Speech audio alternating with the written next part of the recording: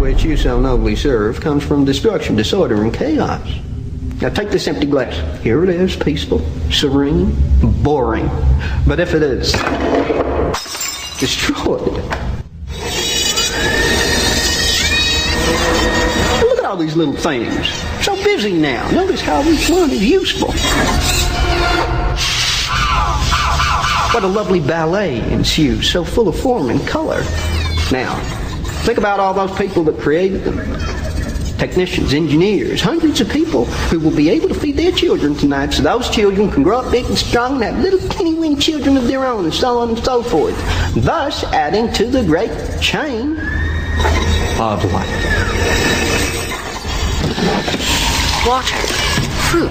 You see, Father, by creating a little destruction, A cherry. I'm in fact encouraging life.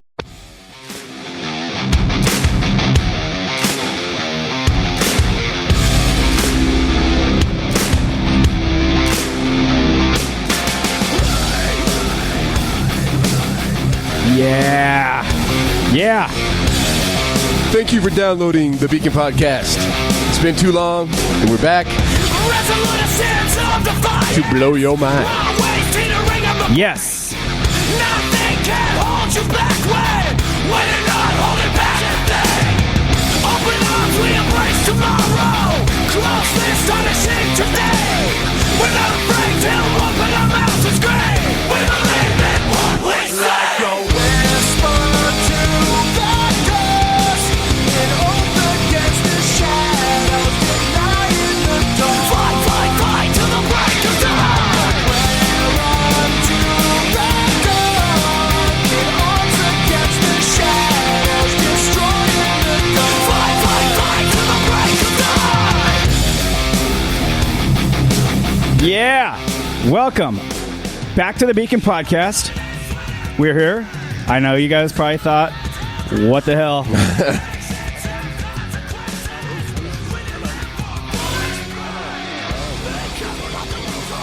Hello. Sorry. Oh, we're back. We had an issue. We had a sound issue. There we go.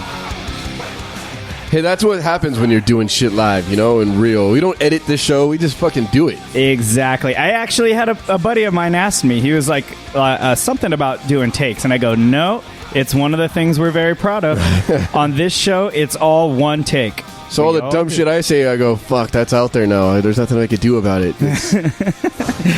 Same here. I said for like 30 seconds. It's okay. We got him a shocker collar. So when he says it gives a little...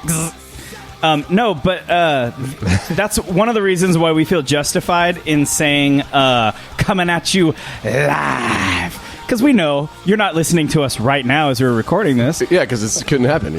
But it's live, but it's recorded. It's like when you see... It's like Jimmy Kimmel Show. Yeah. It's called live, but it's not fucking live. Yeah. So, here we are, coming at you live. It's just fun because, I don't know, it's just a fun thing to say, Yeah, but we're also practicing our radio voices. Hey! And we're back! Nick, it's been too long, buddy. Yes, How long sir. has it been? Fucking, months. Yeah, it's been a long time. It had to have been like 4 months, dude. No way. No, because we did I'm gonna look it up. A Trump show, and then we did a show That was the last after one we Trump. did. Yeah, when Trump fucking... So he got elected in, November. Okay. Damn. Dude. Holy shit. Well, he got elected in November, but we had a show after that. It's fucking May right now, bro. No, it's not May. It's April. We just hit April. You're right. April 1st. It was April Fool's Day yesterday. It's like a time warp, man. What happens? I was talking about this with a buddy. What happens with time? The older you get, does time exist differently? It goes faster. It feels like it's going fast. Really fast. Like super fast. And I've always wondered, even when I was a kid, how old people can drive so slow. Well, what if to them, time is going by really fast? Yeah. You know what I mean? It's like a blur. Yeah, but to everybody else, it's like, hey, hurry up. Maybe. I don't know. Maybe the older you get, there's I have heard of something called oxidative stress, and that your brain can get almost oxidized throughout time. Are you getting a buzz? I got a hum going, bud. Is it the song still kind of finishing off? No, song's done. And that was a great song. How's that? Still there? It's still like a fuzz. I hope it's not. It might not be coming through the Hello. podcast. Hello. I can go super sensitive. Hello. Hi. Too sensitive. I don't know, man. Hey, this is how we do it, bro. We multitask. We're still doing the show We while do it you're live. turning knobs and fixing stuff. I'm trying to like flicker with these little knobs. Oh, that's kind of That's fixing a little it. bit better. Yeah. Okay. All right. Man. It's So gonna be what's gonna be. it is what it is. We're gonna have so much beautiful knowledge, people aren't even gonna notice it. Yes, it will eclipse the hum. When your mind is being blown, you don't notice stuff like the foam, the fuzz in the back. It's Your just- mind does not know Yeah, what's it just- coming in through your ear. The extra little background hum. Yeah. All right, dude. Well, I don't think it's been 4 months, but it's been a long time. Should I look up the podcast last show? I mean, if we want to split hairs, I don't give a shit. It's been a long time. it's been a long time. Too long, by the way. Yes. But, there's a lot to get caught up on, a lot of life in between that last podcast. Yeah. A lot of interesting things. Matt got promotion. Yep. I His got. hair's coming back.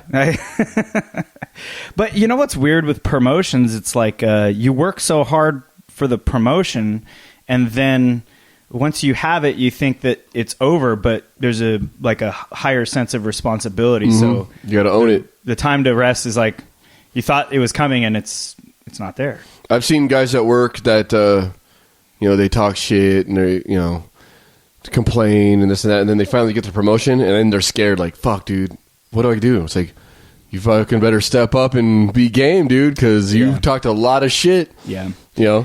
I I complained a lot because it's kind of what I do.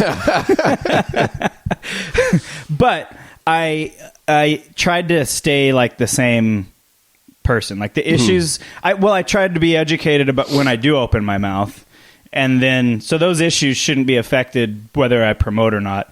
You do see certain people promote and they hit like different ranks of different things, and they change who they are, and I don't think that's right either.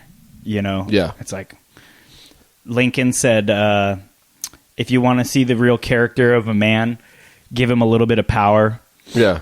Because, man, I've seen that. Some people, when they start getting like power over others, they just become animals. Yeah. And, I'm a supervisor at my work, and I absolutely haven't changed, Yeah. I got to express my ideas more a little bit, but the kid that took my old position, I think he thought like, well, I'm a boss now. They just got to do what I say. And I go, no, bro, you got to be in the shit with people. Yeah, see, It's how you talk to people, dude. And that's that power thing. Yeah, like he that right thought there it is was a gonna sickness. just wear cool clothes and drive a truck and just drive around. And it's like, that's not what this is, bro. Like, Yep. you got to be in it with these guys. I rely on you to fucking report back to me, tell me what's going on, and keep this team going and motivated. Well, a good leader, I always have thought that a good leader like leads from the front. Like they Absolutely. lead by leading. They don't lead by now like barking orders at people. And give people opportunities. That's the best thing. Like, let these guys shine. That was always my thing. Like, Yeah. hey, Give them the tools they need to be good. yeah. And sometimes, you can't get the right equipment or the best tools, but it's like, we're going to do it with what we got, and we're going to kick ass. And the way I always described it with some of our crew is, or with our job, it's like, some days it's chicken and some days it's feathers. Some days you're eating chicken and it's mellow, it's easy, and it's good. Other days it's fucking feathers and it's shit. But we'll get through it, Really? Earn that chicken, Damn, is that a common saying? I don't know, but it just works for me. But I'm lucky to work with some good dudes and that are young and they want to promote and they're eager. So it's like, give them that fucking whatever they got to shine. Like, hey, this is your job, bro. Take it and go. Yeah, especially nowadays, because it seems like maybe the younger people need like an impetus for drive a little. So they're definitely like every generation is different, right? Absolutely, yeah. Like we were different. Our parents' generation like talk shit about us. They're like, can't believe the world's going to hell, and it's like, all right, well, how are we different, and what's going on? I feel like the younger generation growing up beneath my generation, I'm now 36. Whoa. The generation growing up under me, like say like maybe like your early 20s right now. That's the millennial generation. It definitely is a different, like, definitely a different work ethic. Mm-hmm. I'm almost embarrassed for them when they are trying to act cool at work, because it's like, all right, this ain't a social place. You're not at the club. Yeah. This is a job, and you look like a fool. Like, you look like a fool when you're just trying to look like all you care about is looking cool. Like, if you want to just look cool, go be a model or an actor. You're doing the wrong thing if you're just trying to look cool. Like, obviously, you're here to make money. Well, they literally took the song from Toys R Us and applied it to their life. Like, I just consider them Toys R Us kids. Like, I don't want to grow up. I'm a Toys R Us kid. You know, Yeah. like, I got guys at work that are in their late 20s, and these are probably people that listen to the show, right? Like this age group. I'm sorry, but it's not everybody, right? But like, I think because we got like late 20s guys that get in there and they kick ass. They want to get in there, they want to learn the shit, and they want to kick ass. Yeah. But I did some studies on managing millennials and stuff, is what it was called. Oh, interesting. And I get it. Like they say they expect more from their bosses, you know, because their parents they always had everything, right? So they expect more from your boss. Yeah. So it's like, now when I plan jobs out, I know that I'm gonna get a bunch of questions, and which is fine. And if I don't know, I fucking find out, you know? Yeah. But I think sometimes they are a little detached on like how things work. They think machinery should just operate like this. The shop should just fix things, and it's just gonna be bitching. Yeah. It just doesn't work like that, you know? Yeah, like, yeah. There's always gonna be contingencies on jobs, you know? Yeah. There's gonna be unforeseen things. But like for the most part, the dudes I work with that are late 20s, early 30s, they're getting after it. They're fucking hungry, right? Yeah. But they still play video games. They still like superhero movies and stuff. And it's like, and you guys are getting chicks like this? Like I don't know how this works, you know? Uh-huh. But there's one guy, like, he would be a poster child fucking millennial, right? And I feel bad for him. Like, I've gotten through to all these guys, right? Like, giving them opportunities to like run equipment or do jobs and give them responsibilities, and they take it. This kid, he is like, his job is a truck driver, and I feel weird calling him a kid. I'm 35 years old, and he's like probably just pushing 30, right? Okay. But he plays video games like a kid, gets in these arguments how do kids over play video games? Superman versus Batman. And I'm going, and this guy is raising kids. Like, you're a man, dude. Like, you're going to have an argument over Superman, motherfucker? Yeah. I don't get it. Like, But because in our world, and I'm not excluding my generation, because our generation is just as guilty, but we had it so easy for so long. Yeah. Things have not been tough, that we have been able to drift off into La La Land a little bit, and people can, really get in like crazy arguments about who is a better superhero, Superman or Batman, because that might be the craziest thing that they had to think about that day. Yeah. Where like you even talk about like even today, people in Alaska, like a lot of these people are like, what? No, hey, shut up. There's fucking crab out there on the fucking deck, and I just lost my greenhorn into the sea. They're risking their life so we can have crab. Yeah, dude, I wanted to slap this motherfucker the other day, man. Like, not literally, but, I just couldn't. It was like one of those slap my forehead like moments, like, fucks, dude. Like, I'm a pretty sarcastic guy, No. Yeah. Get out of here. But, and I don't know why. It makes life fun for me, But they say that's a sign of intelligence. Oh, thanks, dude. Yeah. I don't feel intelligent, but I appreciate that. Thank you, sir. Whoever they is. I don't know. Yeah. That I had a roommate, and our other roommate had a girlfriend named Shudo. I was like, they fuck up everything. They. And he'd always be like sitting there quiet. Who's they? Like, give me a fucking example, bitch, So anyways, like this kid at work that gets in arguments over Superman and Batman, this and that. And, so one of my leadership techniques is to like talk to everybody you work with on a monthly basis. Like try to put in an hour individually with them. Really? Yeah. Not like sit there for an hour and talk to them, but like a few minutes here, get to know your employees. So it's not something that you even schedule. You just make it a I make it a point habit. to just be like, how's it going, dude? What's going on over here, man? That's cool, dude. You did that. That's cool. Thanks for taking the initiative on this part. And it works. It works. The guys want to know that you fucking care about them, and I do. I really do care. But so I got to get in with these guys and talk about comic book movies and stuff. Like I told them, hey man, I finally watched the Batman versus Superman movie. And I'm going, it was all right, whatever.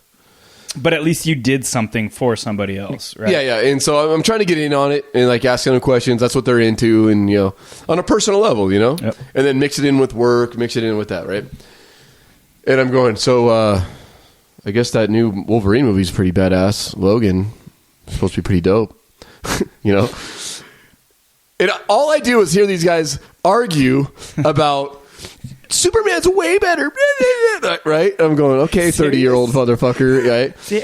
Yeah. So I go, I have a question. Are you serious? People are arguing about this? Yes. Wow. And so I go, I mean, this has been since these guys that work there, right? Okay. And it's so bad, like the rest of the crew. I would have a field day with this. The rest of the crew just goes, fucking, hey, dude, like, they're back at it, dude. Like, they don't argue angrily, but like, it's what they're into, right? That's their philosophical debate. But they're taking it back to the old fucking comic books, this and that, right? Their favorite actors, their favorite this and that, And don't get me wrong, dude. I loved the fucking Michael Keaton Batman movie, dude. Jack Nicholson Joker. I thought that shit was the bomb. So they're arguing even like which Batman was the better. And I'm going, okay, I like the way they did the Christian Bale Batman, but I couldn't listen to him talk His like, voice. I gotta get to the city. I gotta save these people. All we gotta do is get to the Joker, and then the Penguin's gonna come. Where's the girl? Yeah. Yeah. And then it's like, hey, Alfred, can you clean my sheets, please? I sharded myself last week. But so anyways, back to my point. We could change this fucking topic because this is not what the show's about, right? But so I go, hey, Charles, and that's his real name. Sorry to use his real name on the show, but no one's going to fucking know anyway. So I go, when Wolverine has his claws in, can he bend his wrists? Right? And he goes, well, that's a good question. I never thought about that way. Yeah, because there's got to be some support. I'm like, so these same guys like video games, right? And like, so Wolverine would probably be pretty frustrated at the arcade because he couldn't play Pac-Man. He'd be fucking just like, like Robo. He has the same frustration as like Edward Scissorhands, probably. Yeah, exactly. Could he love a girl? And so we're hanging out. I'm getting my coffee, and we're going to work. And they're like, "Hey, Nick had a question. These same two guys that argue over a fucking alien that's bulletproof and a millionaire that fights crime, right? Who's better? Alien that's bulletproof. It has laser beam eyes, right? He's bulletproof, and so is his fucking clothes because he gets shot and there's no holes in his fucking armor. Double bulletproof, man. Double whammy. Like, he makes his clothes bulletproof. Why doesn't he just make more of these uniforms to hand out to people so they could be bulletproof? Why do you need a cape? If you could fly either way, I don't know. What's the cape for? Is it kind of like a magic rug kind of thing? Maybe so he could wrap Lois Lane in it when he goes to his ice planet. Maybe it's just so that he knows he's flying when he's in space. Yeah, and how fast he's going. It's like it probably gives. It's like a spoiler on your Porsche. You know, the faster you go, it helps you stay down and more aerodynamic. You know? If there's no atoms in space, then it wouldn't even fly behind him in space. You would just kind of drift. Because if you just wore tights and flew around, you'd be gay. That'd be so gay, dude. So anyway, you better not pop a boner. That's going to be awkward. It'll super pop sensitive out of the top of his belt line. Yeah, exactly. That's a whole nother thing. A super sensitive guy that I can't tell what to do because he's a fucking super millennial kid. Nice kid, don't get me wrong. They go, hey, Nick was asking me the other day, like, what you think if Wolverine has his claws in, if he could bend his wrists. After hours of hearing these guys argue over every fucking Why did you even go? He goes, Nick, I think you overthink these movies a little bit. I'm going, yeah, maybe I'm right. Maybe you're right there, pal. Like, next time you talk about the Hulk, I won't ask how his pants stay on, okay? Yeah. Me and my wife will watch movies, and it'll be some sci-fi thing, and I'll be like, the president wouldn't even do that because, or whatever. Like, I'll just come up with something like, that's so fake. The president wouldn't do that. He knows that would like harm his reputation or something like that. And we're like, wait, what are we even thinking? Right now we're talking about aliens invading Earth. Today, it's our Independence Day. I think we played that clip on the show one time, right? We used it. Did we? I don't know. Maybe we should have. But the clip we did play was from The Fifth Element, correct? Yes, that was The Fifth Element. And he was kind of discussing There is I guess the word would be paradox. There's an economic paradox that Bastiat had called the broken window fallacy. And it basically went into how if a vandal comes and breaks somebody's window, doesn't it spawn economic activity? And it's basically asking, like, does economic activity get spawned by spending and consumption? And Bastiat, this guy's awesome. He argues that fallacy. He calls it a fallacy. He argues it, and he says that what actually increases economic activity is production, not consumption, but production. And so that's when you get into some major wars, like decades-long wars between different economists. Keynesian economists think that consumption is like what drives economies, where Hayek would be like the major economist that would have said that production is the driver of an economy, and to get government out of it. So we're going to get into that on this show. Ladies and gentlemen, on this show, we are going to talk economics. I think this is our first. We did a show about money. This show, we're going to talk about how money works in society and how it flows and it's monetary really policy and stuff. Monetary policy. So just a rough outline. We're going to talk about the law of supply and demand. We're going to teach you guys the truth about the law of supply and demand. We're going to talk about the whole money creation cycle, how money is created, where it goes, into whose hands it goes, and then how it ends up getting reabsorbed again in order to control inflation. We're going to talk about fiscal policy, and we're going to talk about monetary policy. We're going to try to nail all that in one show. Good luck, right? It's going to be great. Are you a big Bruce Willis fan? I have to ask. Yeah, actually, why? Well, I thought you would be because, for a long time you were rocking the shaved head, which is bitching, right? Yeah. And now you're going to back. You got the Lance Bass coming in. But it's better than that. Like, literally, your hair looks like Bruce Willis's hair in The Fifth Element. Like, you always do so much research for the show. That's why it took so long to do the show, guys. Matt had to grow his hair out like Bruce Willis's in The Fifth Element. Which was probably a fucking... wig, right? Because he's wicked bald. I think he's bald, yeah. Yeah, so that he was had a a wig. bleach blonde wig, Yeah. right? So you're going to bleach it? Take it back to... When I first met you, I think you had the bleach tips, dude. That was the bomb in the 90s. Puka shell Frosted necklace. tips. Yeah. Frosted tips. Did you have a puka shell necklace, dude? Remember? Remember, dude? Wait, what are puka shells? They're like the little white shell necklaces. Like they come white, the different colors. Like, No. You didn't do the... I think I had a necklace for a little bit, but it was just like a silver link kind of thing. Oh, man. In the 90s, we used to kill it with those. And we're such idiots because we thought, chicks are going to dig this, dude. It's like almost chokery. I've got wildlife chokery. hanging from my neck. Yeah. And no wonder I never got laid, you know? You never got laid? Well, I stopped wearing the fucking puka shells and dyeing my hair with weird shit and sunning and stuff. Yeah, I will say, my hair, it's kind of just talking about high what school it does days. now. I've known you since the high school days, basically. Mm-hmm. Right after high school is when I met you. 99. Yeah. Through Zeke. Yep.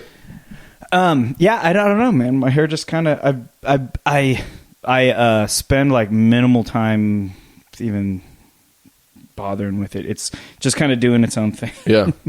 No, I just had to compare the Bruce Willis analogy there with. It is kind of funny though, because the more I wear headphones, if I'm either doing I actually wear headphones quite a bit. I'm listening to stuff, lectures or whatever. It's in your head. It creates a little divot in your hair.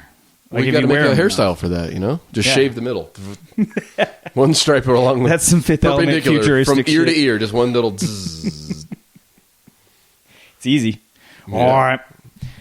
So let's get into supply and demand. Is there anything else you wanted to go over first? I think we should get into. Yeah, I think you and I have. Well, I mean, we're not totally caught up. We'll never be, but Never. just. We can. I'm just loving we're doing the show. We're back on. We're back. And one thing about podcasts is it just opens you to just infinite information. Mm-hmm. And I just gotta say, like, doing this show has helped me, like, just grow as a human. And I just, if you got some ideas, people just get it out there and do it. Like, we did a show, like, how to do a podcast. Matt did a great job on how to put it all up there. Yep. But I've been trying to, like, it's freed me up. It made me a freer person, Yeah. I mean, I work a lot. I'm stressed out. Don't get me wrong. But I take on all these new opportunities in life. You know what I mean? Like, something comes to me, just try it. It's a new ideas, something you've never done before. Like a marathon or ride your bike a long ways or whatever. Like, some Native Americans invited me over to an orgy, and it was fucking intense. You get out of here, dude. So I was mashing between the Maorim tribesmen and the... Yeah, that was a long setup to try to tell that, but yeah, literally fucking intense. Yeah. I like it. How was the peyote? Yeah, peyote could have been better. Yeah. Tasted a little piney. And they're women. They don't shower. Horrible. I think that part of it is almost like even people that journalize, they get those kind of benefits, right? When you are able to like kind of like wring out your ideas, like you wring them out like a wet towel or something. Mm-hmm. When you're able to actually flush those out and then maybe even talk to somebody else about them, you put them out there in front of the world to be judged also.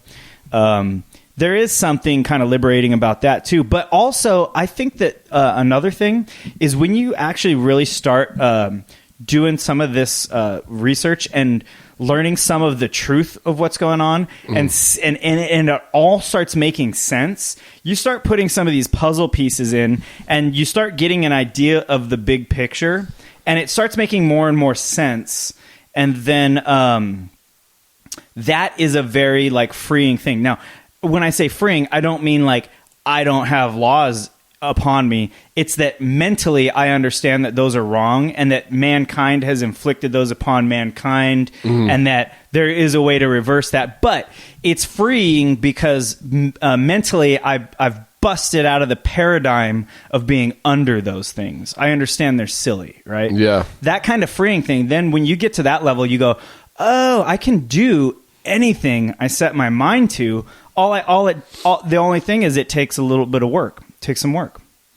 And if I'm willing to do work, which everybody should be willing to do work, you look at the design of your body, 2 hands, 2 feet, we are designed to work, to function, whether it's design or whether it's evolved, but it is these are like, our body is like a sophisticated tool, right? Yeah.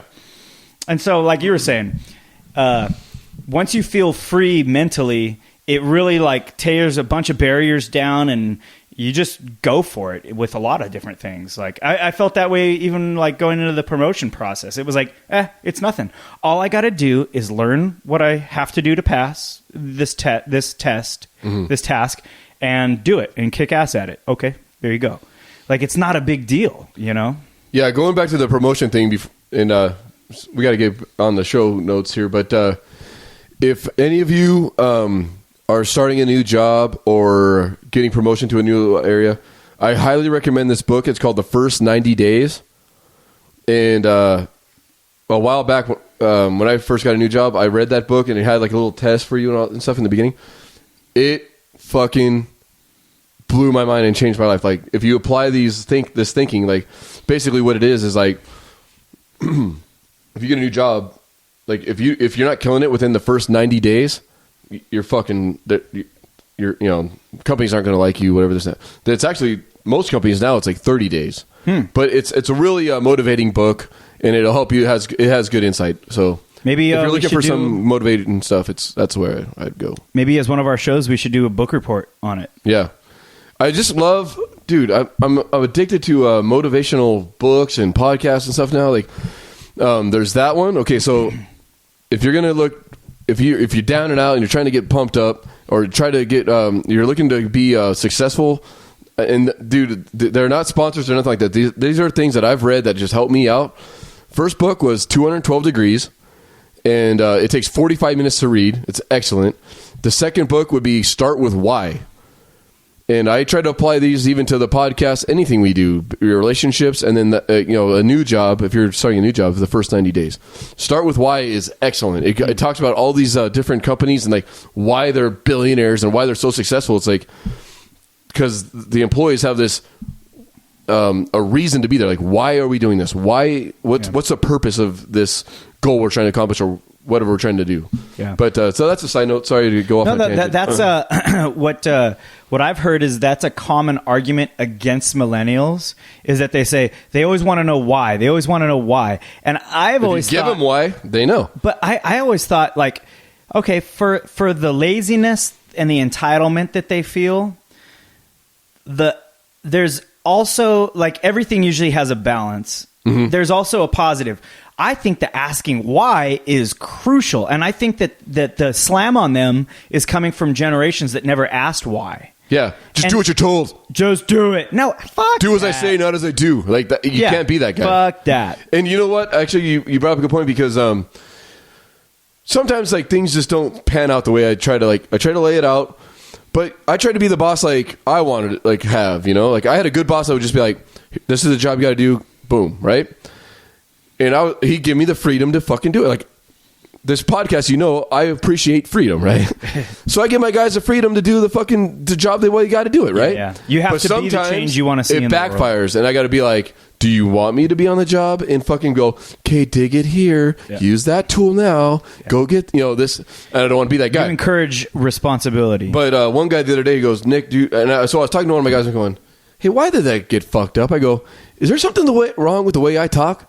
Did I not fucking make it clear what we're supposed to be doing here? Mm-hmm. And he goes, no, Nick, I don't know what those guys fucking did. They fucked up, blah, blah.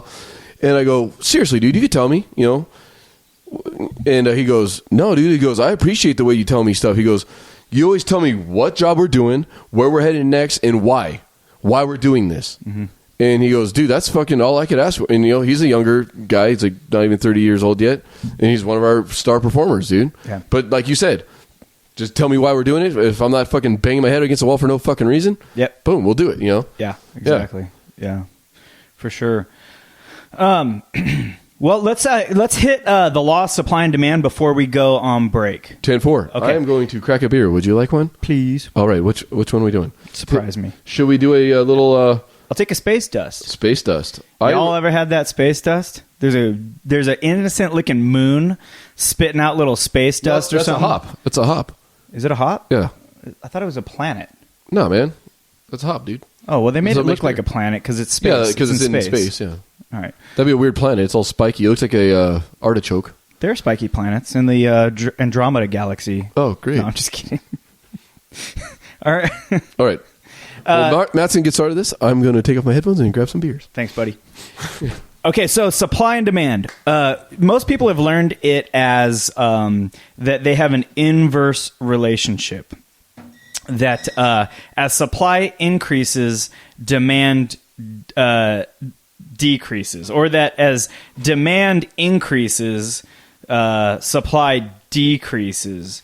But it's kind of like a layman's version of it. So the truth of the matter is, I think the best way to do this is to actually, you know how you make like a graph, like a line chart? Make a line chart, and you always do that by drawing an uppercase L. And on the vertical post, and I really, if you guys are at home, draw this, because it's going to make a lot of sense. Me and Nick have printouts. If you want to, right now, you can Google supply and demand curve, and it'll give you a little graph. You just look up Google Images supply and demand curve. But anyways, your vertical line is going to be price, okay? And that's the price of anything. And then your horizontal line is going to be quantity. And that's going to be the quantity of anything. This is the law of supply and demand as it relates to anything, okay? So now inside of that L, like inside of that right angle, draw an an X. Okay? Draw an X. You see that X, Nick? Yeah. That's the one I highlighted there. Okay. The line on that X that is coming from the corner of the graph, that's going to be called the supply curve. Okay? Now, the supply curve... We should just tweet this, though. A picture. For sure. Yeah, absolutely. We will. Yeah. The supply curve, what I'm going to do is I'm going to tweet that graphic. And it's on there. What do you think? That's sweet, dude. Yeah. Would that work? Or is that it's too a dollar? tough to see? You're talking about the dollar and all that? No, there's the supply chart on there. Yeah. But not with the dollar in the background. Is that what you're talking about? I was going to do it all. That's cool. What do you think? Is it too tough It's got to the logo? see? No, it's not tough to see. Sorry. Anyways, so that supply curve, you see, we're going to describe that a little bit. What that line means is that as price goes up, the supply is going to go up because there's people that supply things that go, oh, I can sell it for more and more and more. Then I'm going to supply more and more and more as the price goes up. Okay. And you can also see that the quantity of that goes up based off of price. The line that made that an X, okay, that's the downward sloping. It'd be like a backslash on your keyboard. That line of the X is called the demand curve, and you can see that as price increases, the quantity of it actually would decrease, okay? And that as the price decreases, the quantity increases. That means that this is buyers. This is people that are demanding something. As the price of something goes up, they're going to demand less of it. As the price of something goes down, they're going to demand more of it, okay? Makes sense. It's affordability. Now, what's going to happen is... you can have a shift. So those are the supply and demand curves is what it's called, or a supply and demand line. Now what happens is when something happens in the economy, it either moves the supply line to the right or left, or it moves the demand line to the right or left. And those are called determinants. So, there are things called determinants of demand, okay? Now, these are the things that'll shift that demand curve to the right, okay? Oh, also, let me say this. If we're talking about anything, let's say we're talking about coffee beans, okay? I love that. Well, coffee beans, let's say, at a certain price, there is a certain... demand and there's a certain supply for at a specific price. That is called market equilibrium, and that is where the price is right. The market finds that. Come on down. Come on down.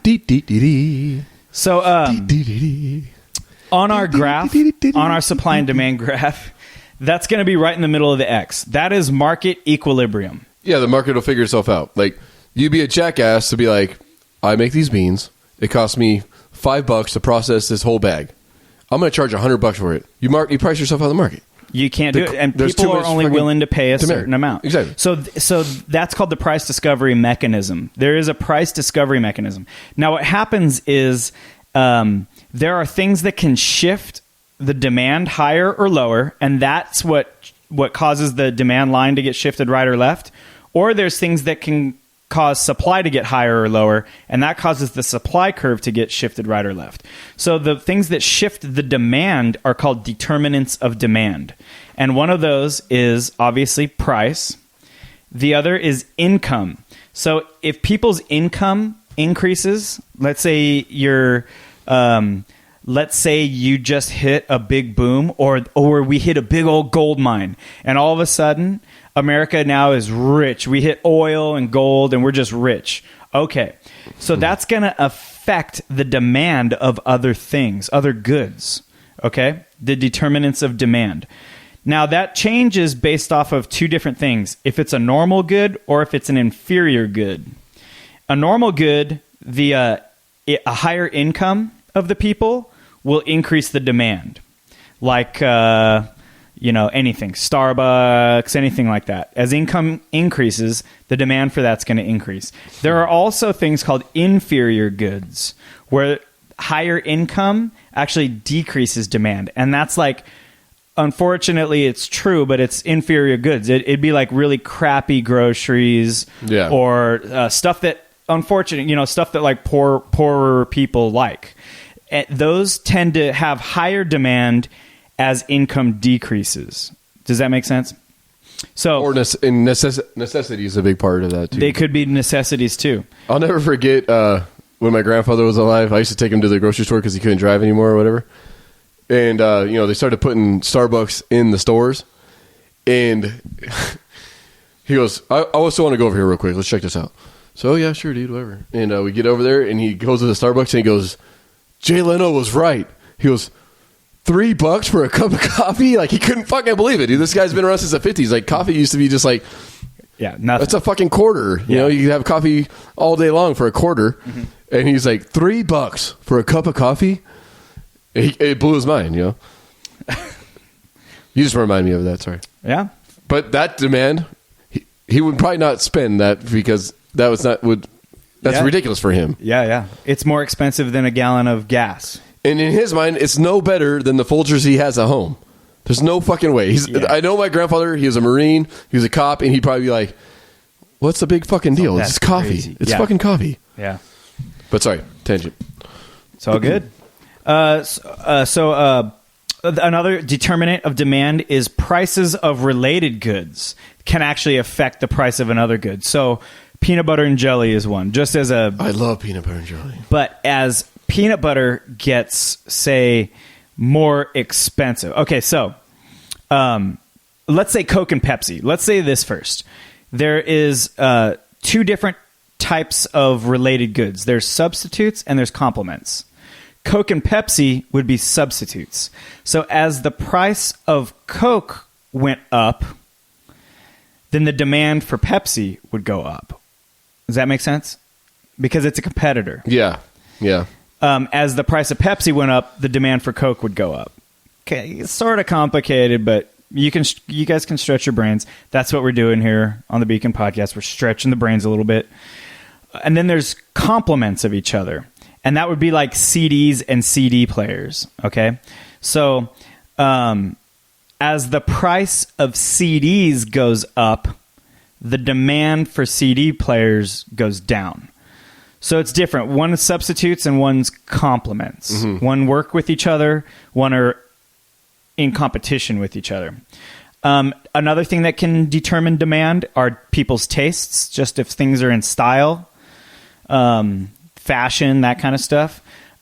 Future expectations. If you expect housing prices to be higher in the future, that could increase demand, right? Mm-hmm. And also, obviously, number of buyers.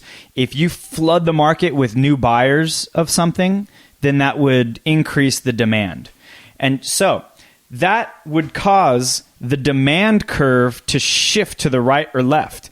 And if you increased demand, you shift it to the right, and where that line intersects the supply curve now has a new equilibrium point. And that's where the price changes. Does that make sense? Yeah. It's just like you talk about real estate, the value is just going to increase as far, and it's limited. It depends on if you have a limited amount of something, it's going to have a higher demand probably. So that's quantity. But, or if it has a high value. So exactly. Quantity is the one thing that you addressed, and then price was the other thing that you addressed. Mm-hmm. Yeah. So if we shift that demand curve to the right, things are going to get more expensive. If we shift the demand curve to the left and we decrease demand, things are going to get less expensive. Okay? Mm-hmm. So there are also things that can shift the supply curve, and those are called determinants of supply. And the determinants of supply are costs, and this is things that can affect the amount of something that's supplied. Costs and technology is one. So the cost of production, such as labor costs, the cost of materials, rent, interest payments, depreciation charges, and general and administrative expense, that's something that can shift supply. Technological innovations can shift supply. If all of a sudden we had a technological innovation that made mining silver way easier, that would affect supply. We would increase our supply big time, okay? And that would shift the supply curve, okay? Another thing that could affect supply is prices of other goods and services offered by the seller. And that's the case of competing products like pizza and Coke. There's future expectations, which we talked about earlier with demand. If people are expecting more sellers in the market in the future, then they will expect a fall in price, and that can affect the supply of things. Maybe people won't sell if they know the market's going, or maybe if they know the market's going down, they will sell right now. Mm-hmm. Or maybe if they know the market's going up later, they'll hold off on selling right now. Also, the number of sellers. If there's more sellers that get put into the market, obviously shifts the supply curve to the right. Okay? So, when the supply curve gets shifted to the right, let's use that same story of technology, where technology made mining silver easier. Well, our supply of silver then increases. And you'll notice if you shift this supply curve to the right, where it crosses the demand curve is actually at a lower price. So as supply increases, price decreased. Man, I want to invent something and sell some shit right now. And as I'll be writing that X. Boom. As supply decreases, or as we move that supply curve to the left, as supply decreases, price is going to increase. So that's why people think that supply and demand have an inverse relationship. They kind of do, but there are some other factors that are going on there. So the reason why we bring that up is because we're going to be talking about money this show. And money is just like silver or coffee beans or anything else. It has a price to it. Mm-hmm. And those prices that people are willing to pay for money is called the interest rate. Okay? And we have to talk about interest rates when we talk about money supply and fiscal policy, monetary policy. Sounds a little complicated, but you guys, this is a podcast, and if you guys don't get it the first time around, listen to the show a couple times. This is a podcast? It's not live. Well, it is live, but it's not like, you know. This is how we do it. Let me see. Was that? Do you like guacamole? I do like guacamole. Why? I can't think of that song and not think about guacamole because of that movie Step Brothers. Oh. There's a movie reference, sorry. But Will Ferrell.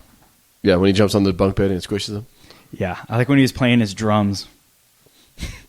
I put my ball sack on your drum set. No.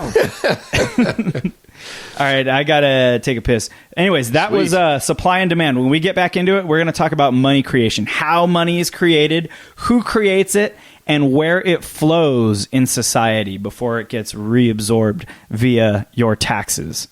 All right, we're getting back into it when we come back. Time for kick-ass song.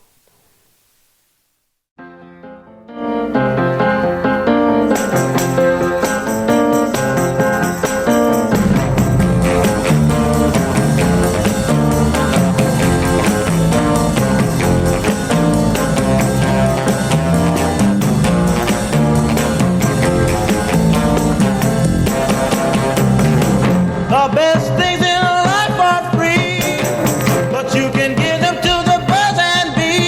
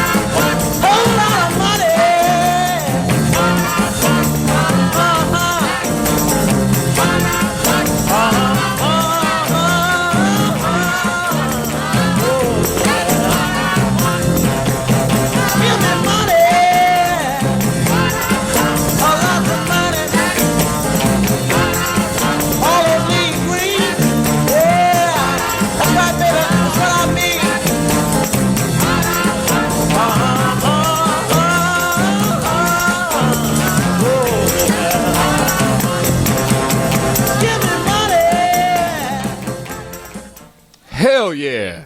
That man wants money. Barrett Strong. I agree with you, sir. That is And you good. know what? I got to say, dude, music just sounds so much better. Old music just sounds better, dude. The emotion. Analog, fucking, that shit was recorded in a studio with real musicians. Yeah, and they weren't auto-tuning his background voice or singers, and it anything. was like, hey, we got to make this take right here. God, I love that. That's why I know it sounds like a fucking douchebag. What do you call those? Hipster, you know? But Yeah. I love listening to vinyl, bro. Like, I got these old vinyls. I got like Miles Davis and stuff, and it's amazing. I even got my girlfriend into like digging. Like, she's buying records now, and she's like, "You're right. It sounds better." Like, Really? Yeah, hell yeah, dude. Man, I gotta Rolling come over and Stones. check them I think my favorite one is Bad Company. Bad Company. Yeah. He recorded that in like a castle or something. But Damn. dude, when I come home, crack a beer, put on Bad Company, it's on. Really? Fucking party, bro. Oh, that or AC/DC or Rolling Stones, dude. Like, they got the records just sound bitchin', dude. Yeah, it's amazing. And they're what made music to can listen do to. you. You're supposed to listen to the whole fucking thing, man. I mean, it's a pain in the ass. You just stop, flip it over, play it again, put the needle on, make sure it goes on good. But it's the best. Yeah, Like you can that probably- that it's a skill song. that you probably I get just good love at. that fucking song, dude. Like the piano, everything was great in there. Yeah, dude. I just something too about like iconic songs. I just love like. Tell me this doesn't just get your gant. Hello, My goat? Hello. Tell me this doesn't just get you. Oh yeah, I feel like I'm in Vietnam. You know what I mean? Like some of these iconic kind of sounds, I just dig. But we're gonna play that one later. But But there are songs that like it's like I don't need to hear that again. yeah, they're shitty songs for sure. Like dude, some of your modern rap is It's just horrible.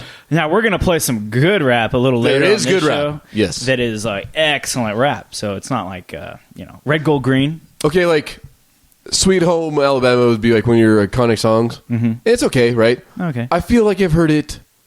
Like, okay, Leonard Skinner has way better songs than that.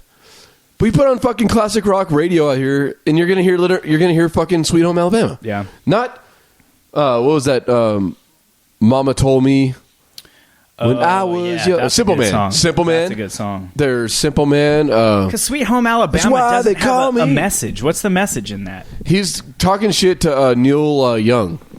Okay. Because Neil Young wrote a song about Southern man in slavery and stuff, and he's basically there. That was a retort to them. Like, Really? they're just like, "That's my home. Like, Alabama's my home," you know, and we don't care, you know. Now there are some times where I just like a feel good song too. You Yeah. know, I mean, especially I listen to more of those. Like, what's funny is this is gonna sound kind of corny, but what happens like almost to my like spirit or whatever is like during the spring and summertime it comes to life, and the type of music I like is different than in the fall and winter. It's like everything Yeah. starts to get a little bit, it hibernates, everything hibernates a little bit, you know, and my preference in music gets a little bit like gloomier, you know. It's still good music, but it's a little more introspective. And then in spring and summertime it's like social, like happy, like that's just me. Like it just I like when I could hear a song and it takes me back to a fucking moment, like when I first heard the song. It's so weird how that works. really, you like time travel. Absolutely. Wow. Like if like there's like songs from the 80s, like, and I can just remember like being at home watching cartoons and my mom was like cooking food, like Damn. little things, You or got a good playing with memory. GI Joes, or like if I hear Candlebox, I could totally think about the summer of like '95 and being a Yeah, kid riding my actually. BMX bike, you know. Box I could, yeah. You know, and it's usually like the one hit wonder songs. I remember I was learning guitar, and I remember picking up my guitar. I used to emulate songs on guitar and try to play them, and I was fairly good at it, and I'd be proud when I could, you know, figure one out. I'm like, hey, it's Candlebox time. I did Candlebox. I was like, never mind. That guitarist was he just blew me away. I don't want it no more, and it's my yeah. Yeah. That is blood in But my he could hands make off for yeah. some of the sounds coming out of that guitar. He could just make. You just couldn't. I do think that was duplicate one of the it. best solos ever. Yeah. And like that one. far beyond or whatever. Far away, Is it far away? maybe. You know what I'm talking about, right? Hell yeah, dog. Nick, money creation. You ever wonder what those bills are in your wallet? Federal Reserve notes. Yes. Yes. And how do they come to be? Why are they here? Are those dollars? No. Do they say dollar anywhere on that thing? I'm not sure. I don't think so. Do you have one? I'm going to whip one out. Excuse me while I whip this out. Because $1 is something else. All I have in my wallet is $1. I went to a Dodger game last night, so I was spending some money. It says Federal Reserve Note, the United States of America, $1. Yeah, it says at the bottom. Okay, $1. so this is counterfeit. Can I see it? Yoink! Shut Yoink. the fuck up. So $1 is actually the definition of $1, and we go into this on our Money Monopoly show. But $1 is a weight of gold or the equivalent amount in silver. So when they say $1, this is actually counterfeit. And what it is a Federal Reserve note. This is not governmental money. See how it says the United States of America? That's nice. Yeah, that one. Can you put that up to me? Far away or far beyond? Far behind. Far behind, yes. That's a jam. Now, maybe. Oh, we're taking you back. Where were you when you first heard Candlebox? Now I could do that guitar. Does this take you back? Oh, yeah. Why not? It's not the audio quality you guys are normally used to hearing when we play songs. But, dude, is this not beautiful? I think it's like, yeah. That reminds me of like feel the bad for early Candlebox. 90s, right? I never listened to any other fucking songs besides this and the song You. I know. Sorry, Candlebox. Sorry. I'm sure you have great music, but dude, you guys blew it away with these songs, and I fucking love them. Yeah. And You, I think, is about, like, people want him to do drugs, and he's like, I don't want to do drugs anymore, you know? Because there was, like, a heroin phase in the 90s again, you know? That grunge phase. Yeah. Oh, dude, it's about to get badass in a minute. Right Get here. it. Oh, Jesus! I picture myself drumming this. Now, do you have the solo to that? The guitar solo on that, I thought goes off. he makes the guitar sing on that. It's coming up.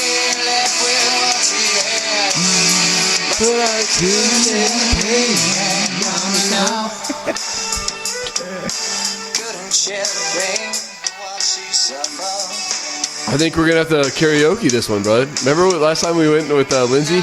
And Yeah. we karaoke'd it. Oh yeah, yeah. I think she loves Gangster's doing it. Paradise. Yeah, She does big butts. She likes doing. yeah, that's a classic. People always do that in Vanilla Ice. Let's see. I don't know how long it is until the solo. It's after when the chorus comes up after the next chorus. I always like rock star album pictures. There's always one guy like has to look to the left, not paying attention, like you give a fuck less. Yeah, they're almost like bothered that the guy's taking a picture of him, Yeah, right? we're just standing here, but there's always just one guy that has to look to the left. What is that? Every fucking rock star picture. Everyone's looking to the camera, except for one guy. He's got to be a singer. He's a singer. He's the cool guy. It's science, bro.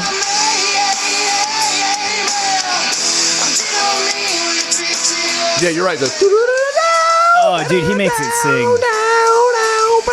See, and also, what I like about a good solo is that he didn't make it overcomplicated. You make it just right. Yeah, like the song "Mother" by Danzig. Here we go. The tone of it was bitchy. What is that? A telly? It's just him and vibrating with his hands. No, I wonder what kind of guitar he's playing. Oh, I don't know. So money. Now it gets down. He gets down. Probably one of the best solos ever. Do you agree? Badass.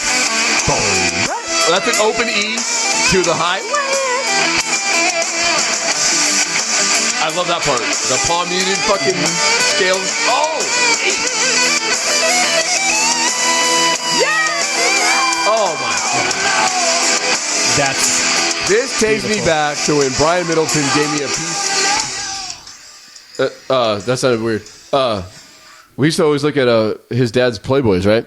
So Brian Middleton gave me one page from the Jenny McCarthy fucking Playboy, and I whacked it to that fucking forever. And that song just took me back to Jenny McCarthy whacking, dude. Thank you, Jenny We got to take a break, ladies and gentlemen. I'll be back. Nick's got to use the restroom. Every time I have an uncontrollable. I got to stick under my belt loop. Yeah. But Like fuck yeah, Superman. dude. Easily one of the best solos ever. Yeah. We're going to do, next podcast, we're doing a best solo fucking podcast. And we're going to have our homies, Dude. Eric, Let's Slater. just have one where it's you, me, Eric, and Isaac, and we all come with top 3 or 5. 4. Well, how Our top 5. each one plays 5 songs? No, we're not going to play it ourselves. No, but that's a lot of songs. Okay, Do we top just 3. Fast forward. Top 3. Each person talks top 3, and then we can discuss it. Yeah, but you and me are going to be fucking neck and neck because we already said we like this one the most. Dude, there's so many to choose from. Dude, you know which other one I like that is perfect for the song? The solo for Mother by Danzig Yeah. is perfect. Yeah. I like It that goes one, with too. the song perfectly. It's simple, it's hard, and it's great. Yeah. And then there's some shitty solos, too. Oh, we should do our top 3. That's what we'll do. And we'll only play the solo. We don't have to play the whole song. Top 3 best solos, top 3 shitbag solos. Yeah. STP had some good ones. They had one song where they went staccato with it, which is like every note you pluck, you only play for a second. Yeah. Yeah. Yeah. Anyways. All right, It's back kind to of a the jazz money. thing. Sorry about that. All right, money creation. There are 4 major players in the creation of money. There is the U.S. government, and the Treasury kind of counts as the U.S. government. It's part of it. There is the Fed, which is not part of the U.S. government for the 20th time on this show. The Fed is a private bank. There are banks, and there is the people, us. Okay? Those are the 4 different groups. And all of money creation and the money cycle can be explained with those 4 players. Imagine it's like a chessboard. Okay? So, the first thing that happens, the U.S. government wants to buy something. They have the Treasury print up bonds. Okay? So, the U.S. government doesn't have Federal Reserve notes. They have the Treasury print up bonds. And what a bond is it's the government saying, hey, we will pay in a certain amount of time, we'll pay you this much back with a certain amount of interest. Or they the real way they do it is if it's say like a $10 billion bond, they'll say, this is how it really works. They'll say in 5 years, this piece of paper will be worth $10 billion. Okay? Then they auction that off to the largest banks in the world. They get to bid on it. And where it's worth $10 billion in 5 years, these banks get to bid on it, and maybe they bid it as $97 billion, blah, blah, blah. And the highest bidder gets the bond. But it has to do with what interest rates are. Yeah, I Okay? remember my grandparents gave me a bond for a gift like in the 80s. Mm-hmm. Yeah, I cashed that thing out for like $150. Nice. Not trying to brag. Kind of a big deal. Kind of. So these large banks then bid on those bonds, and they get the bonds. So what the government just did is it sold debt. A bond is debt, because what it is basically is it says, I will pay you this in the future. Sweet. Those large banks then turn around to the Fed, the Federal Reserve, and they sell those bonds to the Federal Reserve for Federal Reserve notes. Who, by the way, is not a federal agency. They just call it that. They're a private fucking bank. It's a private bank. So these large banks, once they auction on those bonds, they go to the Federal Reserve and they sell it to the Federal Reserve. The Federal Reserve gives them Federal Reserve notes. So now there's $10 billion in Federal Reserve notes that go into the banks. And then these banks, they either make loans to other banks, loans to people, or they buy more bonds from the government. Okay? Okay. So those banks use the Federal Reserve notes to buy more Treasury bonds a lot of the times. Okay? The government now the government has Federal Reserve notes. Mm-hmm. That's what we call dollars nowadays. Absolutely. The government spends those Federal Reserve notes into the economy through the federal budget. Okay? And we're going to talk about the federal budget in our next section. But the government spends that money into the system. That money trickles down to the people. Okay? Okay. The people put the money into banks. And those banks then, now this is called fractional reserve banking. For those banks can loan up to 10 times the amount of money that gets deposited with them into the system. So check this out. Nick, if you deposited, let's say you deposited $10 billion be great. your bank. Yes.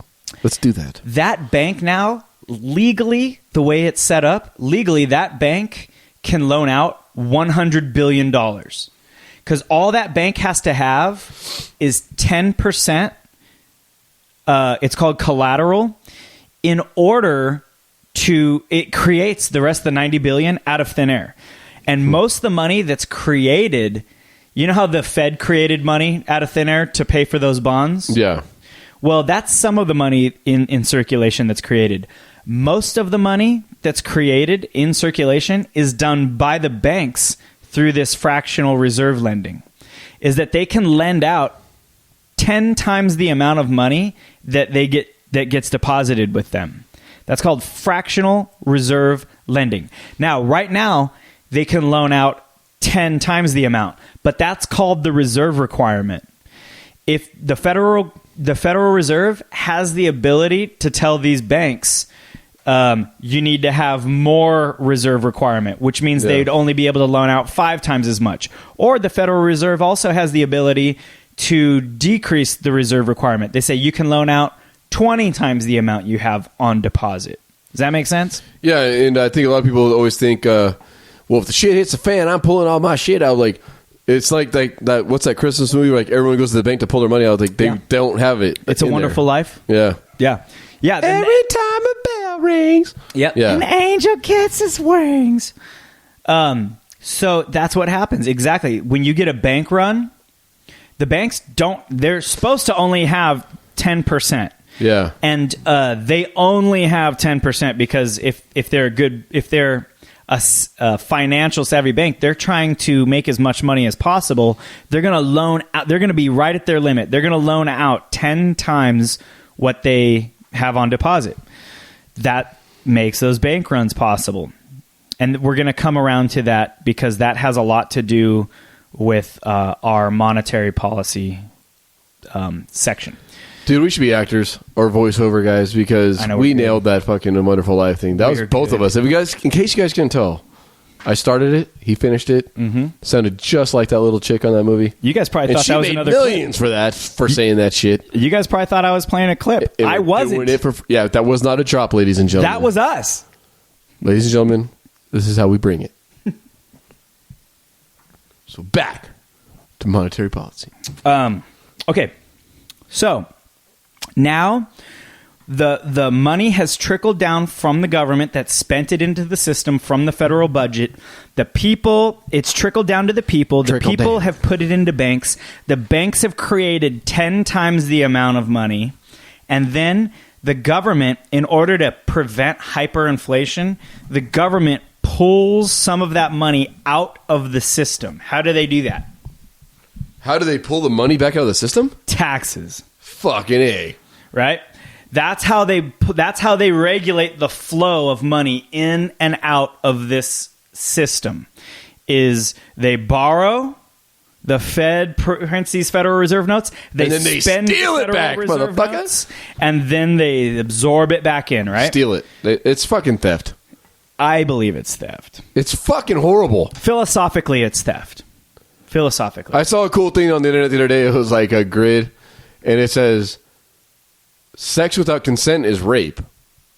You know, if you take some, what else was it? A bunch of shit like that. But basically, it's like you don't choose. It's like it just comes out of your fucking check. That's it. Yeah. You don't get to say, wait. It's not filling potholes over at my fucking neighborhood. Now they believe they have consent, and it goes into some weird stuff. But when you end up signing certain contracts saying that you're a United States citizen, it goes under certain. They believe it goes under, and the use of these Federal Reserve notes. It's called an adhesion contract, and that you're actually now contractually signing on to certain obligations when you even use these things. Yeah. It gets deep.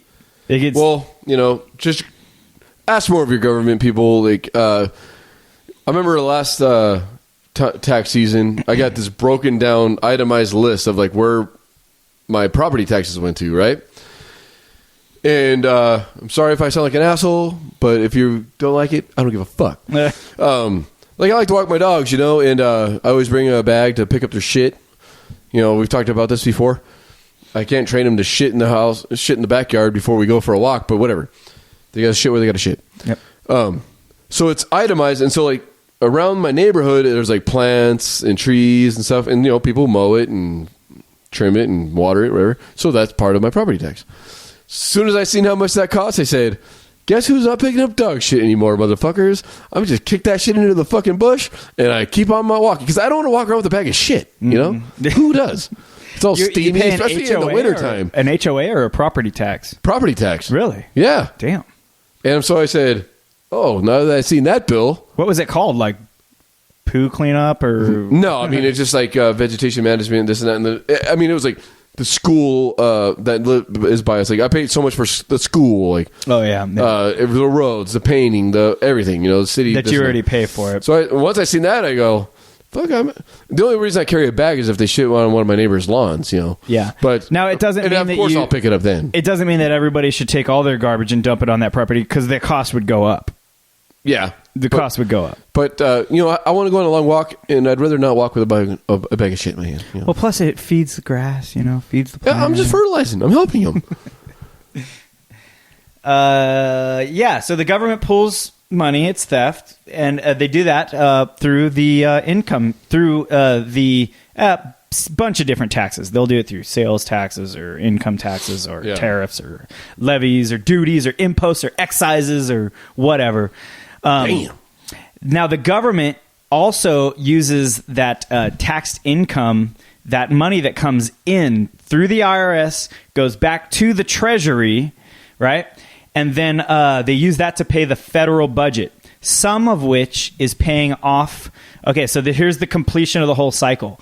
When the government brings that tax money in, a certain part of the federal budget, for 2015, it was 6% of the federal budget, is interest on the bonds, mostly to the Fed. Okay? So those bonds, remember how we say the government agrees to pay back with a certain amount of interest?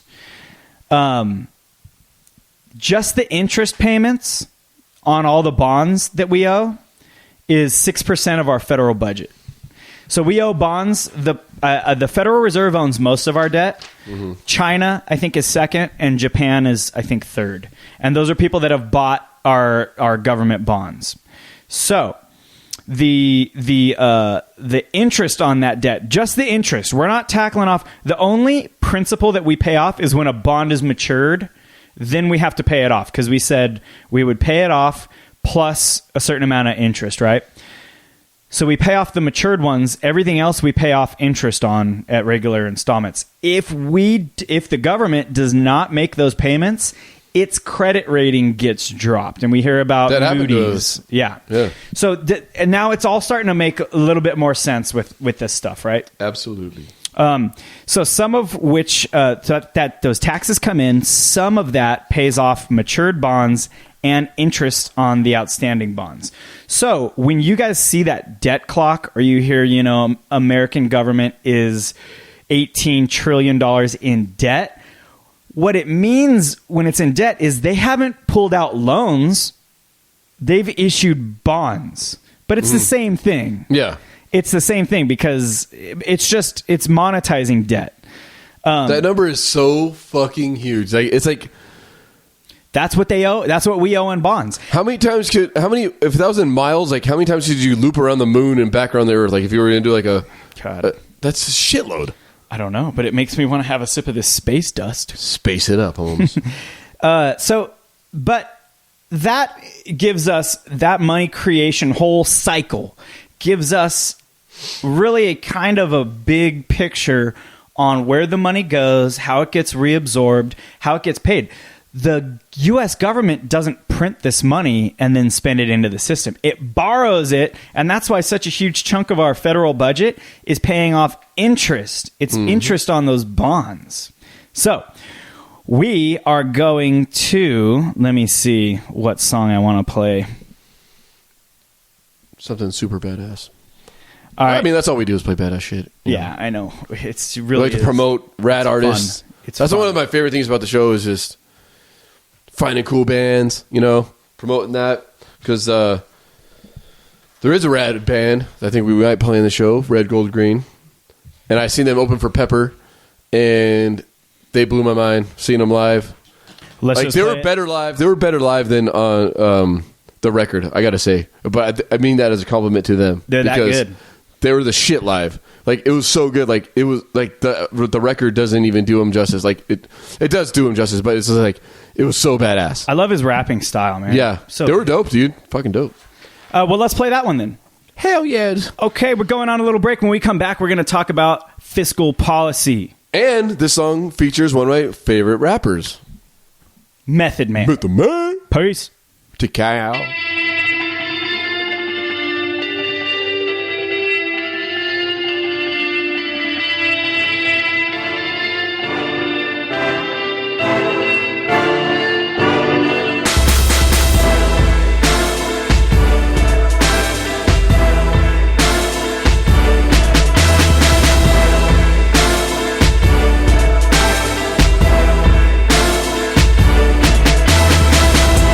My style and interest, I got rich thoughts and a violent instinct.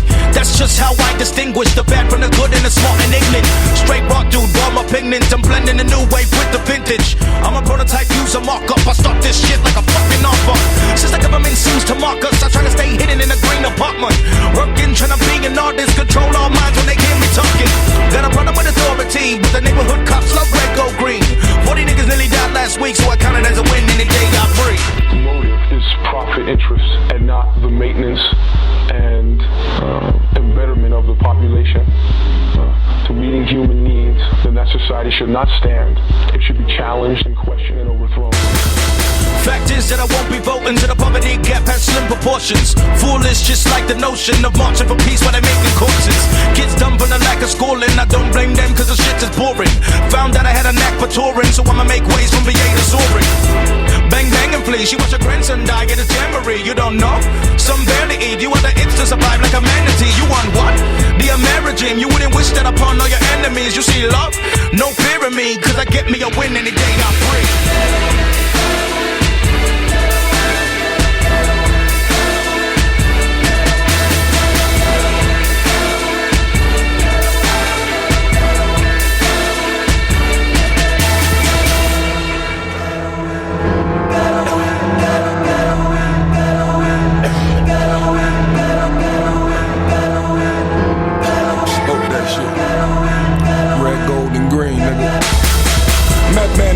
White though, my team break bad, I'm a walking psycho. No net needed when I walk a tightrope, no typo. You a lightweight, no lipo. Light work, get it lit, no light show. The quote cheat, keep that the show like though. IG, I don't do it for likes though. When Snow White, they'll be killing my high ho. High ho, we can kick it like Tybo. Side note, here's a middle finger to 5-0. Eyes low, smoking that hydro, survival. What the fittest, with the gun hitting your pie hole. I go harder than Pablo, these narcos in my cheddar. But this kind of cheese, nachos. Killer bees, we got soul. And the drum, the plug, roll with potholes.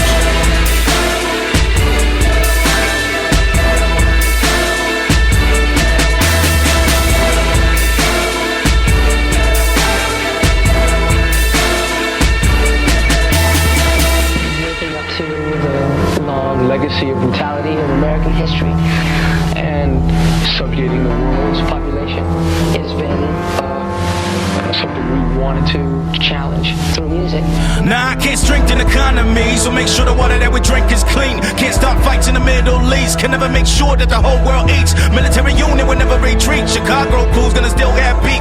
Palestinian and Israel kids gonna stay fighting for the Gaza Strip. I can put my words on together like this. The words that I say just won't change shit. Hospital rooms still gonna have patients. Blacks in the womb still gonna deal with races. Ain't no bomb that I ever defuse. I'm doing no harm that a terrorist choose. Only thing that I know I can do is die like the motherfuckers want me to.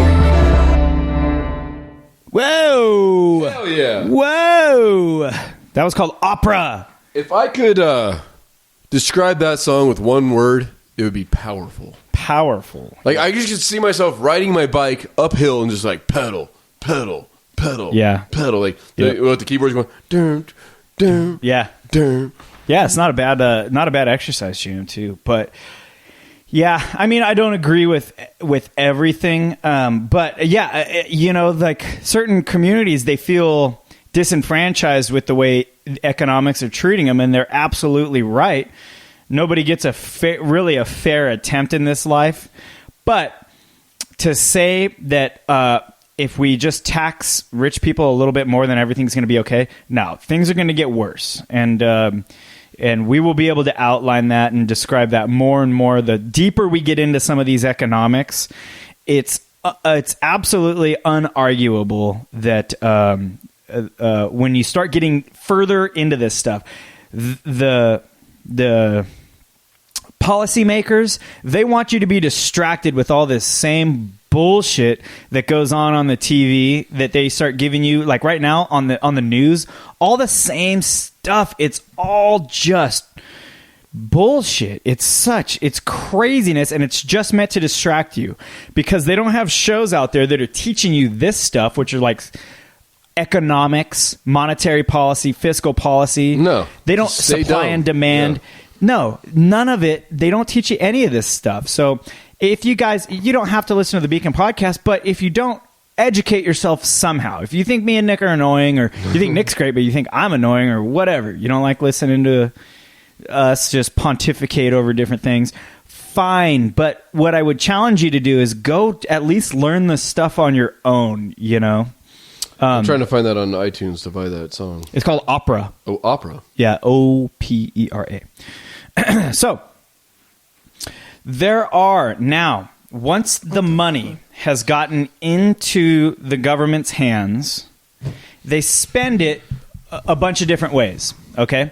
Part of the budget is discretionary, where it's up for grabs, kind of what they spend. And then part of it is non-discretionary. They've already made obligations, and they cannot go back on those obligations. Okay, more war toys. So war is actually on the discretionary side. Crazy, because but what's on the non-discretionary side is the stuff that we cannot change in the federal budget. And let me reverse it a little bit. Fiscal policy, what that means is the way that the U.S. government can influence the economy, or how the U.S. government deals with the economy. Monetary policy is how the Federal Reserve deals with the economy. So right now, this segment, we're going to talk about fiscal policy. Sweet. Fiscal policy is simple. It is just a combination of taxes and then government spending. And it's a ratio, and it's a balance between the two of those. Okay? Now, taxes, we all know what that is. They either raise them or they lower them. Okay? Not too complicated there. But spending, they obviously either raise spending or lower spending, but they spend that through the federal budget in a bunch of different things. So, right now we have a 2015 federal budget. Trump has a new proposal for the 2018 proposed. Is it 2018? 2018 proposed budget, but we're just going to use the 2015 as a general rule. So for the, like I said, it gets broken up into discretionary or non-discretionary. The stuff that is not up for grabs is all mandatory spending. That's stuff like Social Security, Medicare, Medicaid, and then there's another mandatory group of it, other mandatory. But like our total budget that we get in, probably about 3/4 of it is all mandatory spending. We have to spend it on that. Mm-hmm. And so you saw it's Social Security, Medicare, and Medicaid. As the population gets more and more unhealthy, we can expect this mandatory section of the pie to increase big time. Big time. And that's happening right now. This is why healthcare is becoming such a big deal. And that's why things are becoming broke. They're going to have to cut into their discretionary spending or raise taxes, right? They have to. No more raising taxes. Now, another thing that would be included in the mandatory is the interest on the bonds. Because if we default on that interest, we get a lower credit rating and we get higher interest rates when we try to borrow money to begin with. So the stuff that is in the discretionary side is defense is in the discretionary side. So the amount of war that we can actually wage has to do with the discretionary budget. And that's only probably a quarter to a third of the total budget is the discretionary side. So I'll read you a few different things that are on our discretionary budget.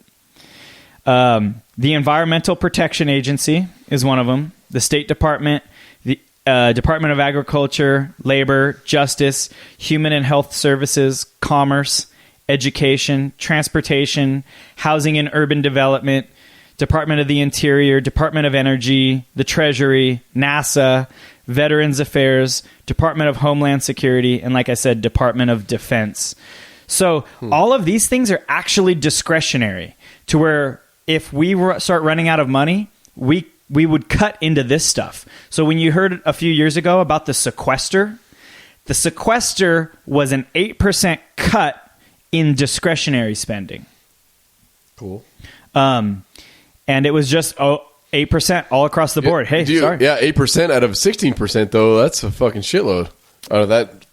Oh yeah, for them. For that, that's a lot of. That's a big. For each group, it was a huge hit. Yeah, when they're used to spending a certain amount. I mean, I know people are going to think, but it's like, when have we ever been threatened to be attacked? Like the defense, our fucking military is like so much bigger than any other military. We spend more, I believe, than all the other militaries combined. Yes. Now, here's the thing. And Trump runs, and he goes, I will increase our military. And everybody, all the Republicans, the fucking cowards, are like, hell yeah, dog. Yes, good. I'm afraid. Protect us. Bomb those camel fuckers. God damn it. It's just like, dude, they're in the middle of what the fuck are we doing, dude? Just like invading countries for no fucking reason? Like, it's not for no reason. It's for terrorism. Yeah. Bullshit. It's bullshit. It's leave them the fuck alone. We're colonizing the world. God damn it. That's the truth of it. We're colonizing the world, right? Hey, Saudi Arabia, you need a Pizza Hut, a Subway, and a Taco Bell. We're spreading. Bomb your ass. We're spreading democracy. That's what we're doing. Yeah, we're spreading democracy. Yeah, but we all know how good democracy works. We did a show on that, right? Yes, absolutely. Republic versus democracy. I think our episode number 30, maybe. Check it out. And I might not agree with their lifestyle. Like, of course I don't agree with their lifestyle, but I don't even know what to believe anymore. You know, like, do they really throw acid in girls' faces for reading books and fucking hitting them with bricks? Yeah. Because I've seen pictures in the 70s where they didn't have to wear the jihad thing and be covered up.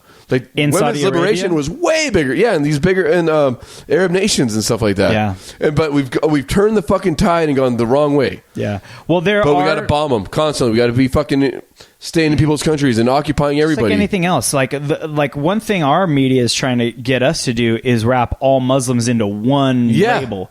Where there's, what is it, 1.2 billion Muslims? They're not all one label. There are extremist factions that are more like that. Yeah. That's like Wahhabism, which Saudi Arabia is funding basically Wahhabism. It's basically like saying every Christian is a KKK member because KKK is a Christian organization. Yeah. Or every Christian is Westboro Baptist. Yeah. Yeah.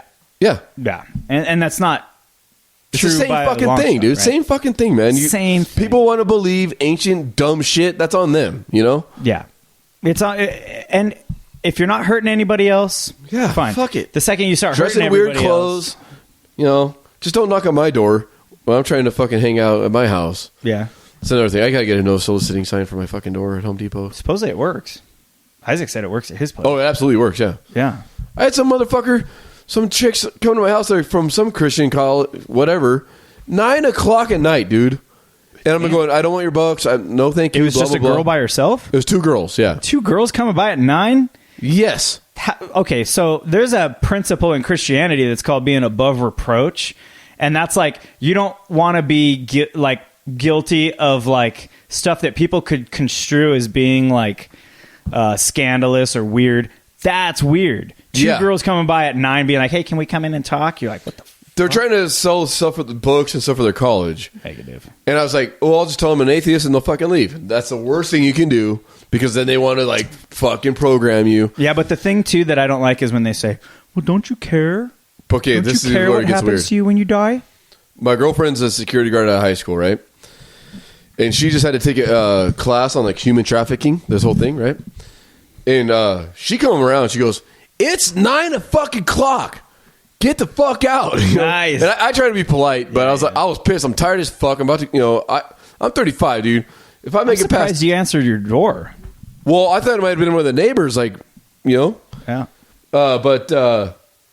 So, dude, I'm 35. I work a lot. I wake up early, and dude, if I make it past 10 o'clock, that's a fucking late night for me, on a weekday. Yeah. So, Same but here. I didn't answer it thinking it was like, oh, cool, vacuum salesman. It was like I thought it was like a neighbor or something, like something was wrong. Oh, cool. Vacuum salesman. Yeah. So my girlfriend's like, that was not Christian. That was not a Christian, or that was not a church thing. I'm going, yeah, they had all these books and shit. And she goes, because they had a radio going off, like, how are you? Where are you at? And the one girl would be like, Oh, it might have been because at least they had some kind of accountability then, right? yeah. Well, no, my girlfriend just finished this class, a human trafficking class at work. She goes, those are prostitutes, and the radio dude was the pimp. I go, no, like they were in the long fucking weird Christian skirt things, and but she thinks they were hookers. I was like, pretty. It's weird to show up at 9, Yeah. but it's also I don't know. That's a bit far-fetched too. I don't believe they were hookers. They did not look like they weren't hot. They weren't attractive. You know what I mean? Hookers rarely are they? I think so. I mean, it's I don't know, man. I've seen a lot of episodes of Cops. They're Yeah. haggard. Well, that's like Arkansas, toothless. Well, those are ones that you even have to come up to. Like the ones that come up to your door that are just offering it, I wouldn't imagine are just like. I mean, that's pretty blatant, though. Like door-to-door hooker service. Well, were they asking to come in? Were they giving you any kind of? They would want it. innuendo? Yeah, can we? They're trying to sell the books and the CDs and stuff. Did they ask to come in? They did offer that. Yeah, like can we talk to you about the Bible? Blah blah blah. Yeah, but that's different. Can we talk to you? Is like on your doorstep, but there's a difference when they cross the threshold. Yeah, that will never happen in my house. No, but if they were offering to cross the threshold, No, Then it didn't get to that point because I said, I'm fucking no, sorry. yeah, it is weird. Yeah, I don't know. She might be onto something, but human trafficking, I don't think it's like they're like enslaved, like, and their pimp's like, you bitch, you better suck that dick and read the Bible. Come on now. Yeah, I don't know. cradle the balls. Okay, so Joseph 3:16. that's fiscal policy. It's a series of taxing and spending. Now, you have a combination or like a dance between the two, taxing and spending. Now, you hear about Keynesian economics. Keynesian economics Is Keynesian like ancient shit? No. Okay. Keynes was like a British economist. Gotcha. And he was present at the Bretton Woods Agreement after World War II.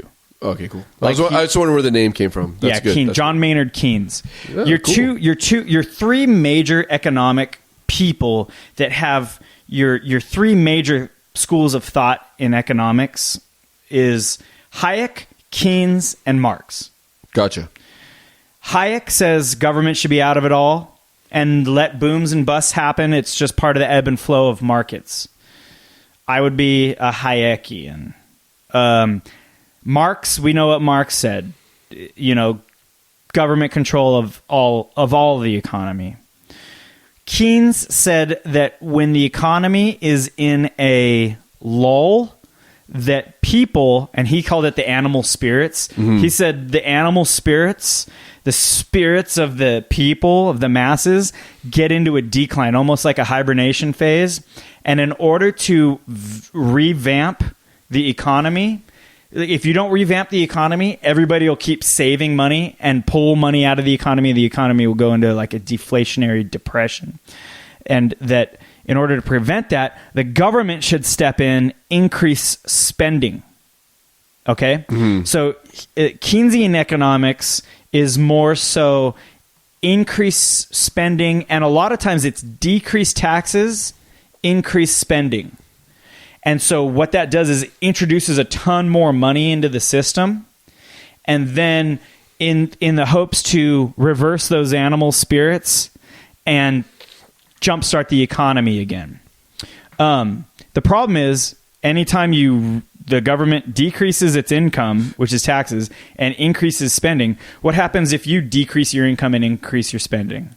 Debt and insecurity and fucking stress. Debt. The government takes on more debt, and that debt is reflected in the interest payments we have to pay on the bonds, right? Makes total sense now.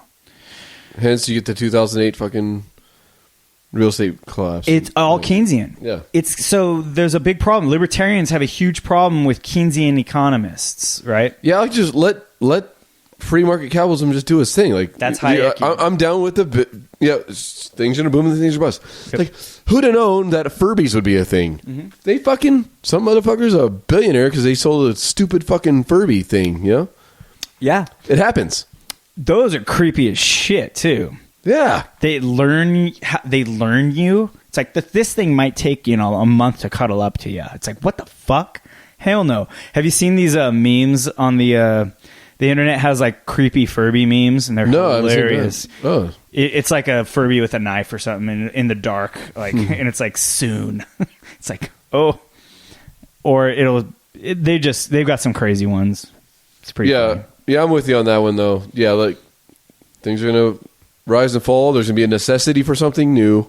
Like that's why I'm absolutely against the Marx, of course, because then you're trying to control everything. It's like you're preventing growth in human aspiration. You know, we have such great technology. We have iPads and fucking badass shit because of the free market. Like the next best thing, the better mousetrap. You know? Yeah, for sure. So, like Hayek said that you have booms and you have busts, but when the government gets involved, it just either prolongs the inevitable, which is so. What he said is just like nature has its laws, gravity. What's some of those Newtonian laws? You're talking about like physics and stuff. Yeah, like the law of God. Why am I drawing a productivity? Nutrition. No, like Newtonian physics. Actually, like physics principles, like physics. You like can just say physics. The law of inertia, thermodynamic, law of. God, why can't I think of this? Because you didn't have your alpha brain today, buddy. I know, man. It doesn't matter, but I know what you're talking about. But it's like so like the law of gravity is like a natural law, right? The law of give and take, like to every action there is an equal and opposite reaction, right? Like those are laws of nature. Just as those laws of nature exist, Hayek is saying that there are laws of economics that you cannot overcome. You can fight them for a little bit, just like we could get into a spaceship for a little bit and overcome gravity, but eventually it's going to run out of fuel and have to come back down. Or, you get what I'm saying. Yeah. You can only overcome nature for so long. He's saying the same thing with economics, is that there are actually economic laws that are like gravity. And that boom and bust cycle is a economic principle that you might be able to delay it, but you cannot put it off forever. Yeah. And I mean, to your point, I mean, if we were under a Marxist fucking economy, right? Control and stuff, like government can't do shit right. Name something government ever fucking does right, okay? Well, they've tried. Socialist governments have tried, and they've honestly tried. They've gotten all their experts to try to get in, and they've tried to determine price and they dictate price from the top. Where price, the true way it's dictated, we talked about it earlier. There's market equilibrium for supply and it demand. It balances itself out. There's a balance of life all the time. But like, let's say, for example, we want to take on that Marxist economy ideal. You know, poor Matt over here, he's going to have to cut his Fifth Element Lance Bass haircut with a Flowbee, and he'd be stuck. I couldn't imagine. It's 2017, we're using Flowbee technology for that haircut. It fucking sucks, right? That would totally suck, man. I'm so attached to this. There's so much better ways to do things. Thank you. All right, so I like to take it back. I take my jokes back to. I like full circle. Yes, it's absolutely. Very nice. That's where balance takes us. That's what the yin and the yang is as a circle. You know? The thrust, the ebb and flow. Yes, absolutely. So there's expansionary fiscal policy, and that's Keynesianism. Basically, basically, it's as the government, let's get more money out there, decrease taxes, increase spending. Then there's also contractionary fiscal policy, where you increase taxes and you decrease spending. And in Europe, that was known as austerity measures. You ever hear that term? Yeah, austerity. Yes. I remember that one. Austerity is contractionary fiscal policy. So contractionary is where you increase taxes and decrease spending. And that's when a government is in real panic because they have to pay off their debts because they can't pay that interest on the bonds.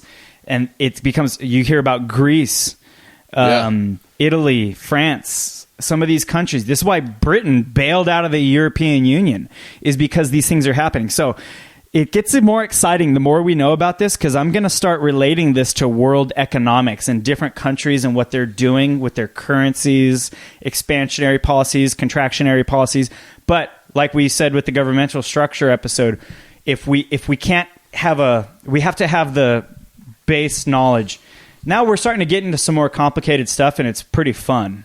Yeah, but I mean, if they fuck it up, and it's like Greece, for example. Now my fucking yogurt's more expensive. It sucks. Absolutely. Yeah. What do you do? What do you do about that? But I just don't eat yogurt. Fuck that. Have shitty shits. I want my Chobani, dude. Fucking love that shit. Chobani. I want my Oikos, or whatever it's called. Yeah, some Greek weird shit. Yeah. So, anyways, that's a fiscal policy. I'm going to play a little song for you guys, and it's a spoof on it's a rap battle of Hayek versus Keynes. A rap.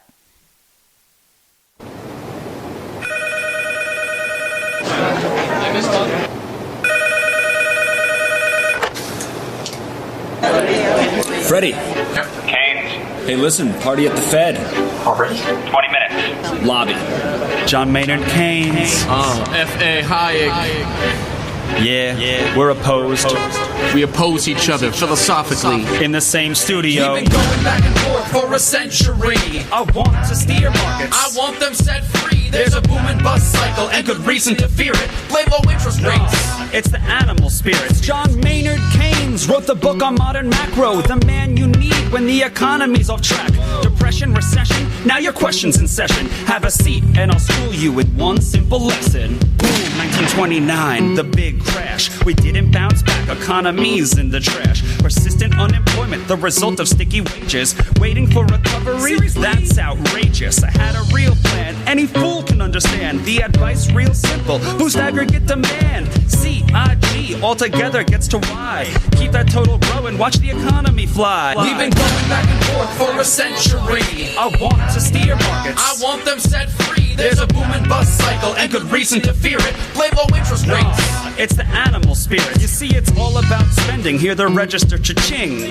Circular flow, the dough is everything. So if that flow is getting low, doesn't matter the reason. We need more government spending. Now it's stimulus season, so forget about saving. Get it straight out of your head. Like I said, in the long run, we're all dead. Savings is destruction, that's the paradox of thrift. Don't keep money in your pocket or that growth will never live. Because business is driven by the animal spirits. The bull and the bear, and there's reasons to fear its effects on capital investment, income, and growth. That's why the state should fill the gap with stimulus, both the monetary and the fiscal. They're equally correct. Public works, digging ditches, war has the same effect. Even a broken window helps the glass man have some wealth. The multiplier driving higher the economy's health. And if the central bank's interest rate policy tanks, a liquidity trap, that new money stuck in the banks. Deficits could be the cure you've been looking for. Let the spending soar now that you know the score. My general theories made quite an impression. Revolution. I transformed the econ profession. You know me, modesty, still I'm taking a bow. So say it loud and say it proud, we're all Keynesians now. We've been going back and forth for a century. I want to steer markets. I want them set free. There's a boom and bust cycle and good reason to fear it. I made my case, Freddie H. Listen up, can you hear it? I'll begin in broad strokes, just like my friend Keynes. His theory conceals the mechanics of change. That simple equation, too much aggregation, ignores human action and motivation. Yet it continues as a justification for bailouts, payoffs by poles with machinations. You provide them with cover to sell us a free lunch. Then all that we're left with is debt and a bunch. If you're living high on that cheap credit hog, don't look for a cure from the hair of the dog. Real savings come first if you want to invest. The market coordinates time with interest. Your focus on spending is pushing on thread. In the long run, my friend, it's your theory that's dead. So sorry there, buddy, if that sounds like invective. Prepare to get schooled in my Austrian perspective. We've been going back and forth for a century. I want to steer markets. I want them set free. There's a boom and bust cycle and good reason to fear it. Blame low interest rates. It's the animal spirit. The place you should study isn't the bust. It's the boom that should make you feel leery. That's the thrust of my theory. The capital structure is key. Malinvestments wreck the economy. The boom gets started with an expansion of credit. The Fed sets rates low. Are you starting to get it? That new money is confused for real loanable funds. But it's just inflation that's driving the ones who invest in new projects like housing construction. The boom plants the seeds for its future destruction. The savings aren't real, consumption's up too. And the grasping for resources reveals there's too few. So the boom turns to bust as the interest rates rise. For the cost of production, price signals relies. The boom was a binge, that's a matter of fact. Now it's devalued capital that makes up the slack. Whether it's the late 20s or 2005, booming bad investments seems like they'd thrive. You must save to invest, don't use the printing press, or a bust will surely follow, an economy depressed. Your so-called stimulus will make things worse. Just more of the same, more incentives perverse. And that credit crunch ain't a liquidity trap, just a broke banking system. I'm done, that's a wrap. We've been going back and forth for a century. I want to steer markets. I want them set free. There's a boom and bust cycle and good reason to fear it. Blame low interest rates. It's the animal spirit. The ideas of economists and political philosophers, both when they are right and when they are wrong, are more powerful than is commonly understood. Indeed, the world is ruled by little else. Practical men who believe themselves to be quite exempt from any intellectual influence are usually the slaves of some defunct economist. The curious task of economics is to demonstrate to men how little they really know about what they imagine they can design. They've been going back and forth for a century.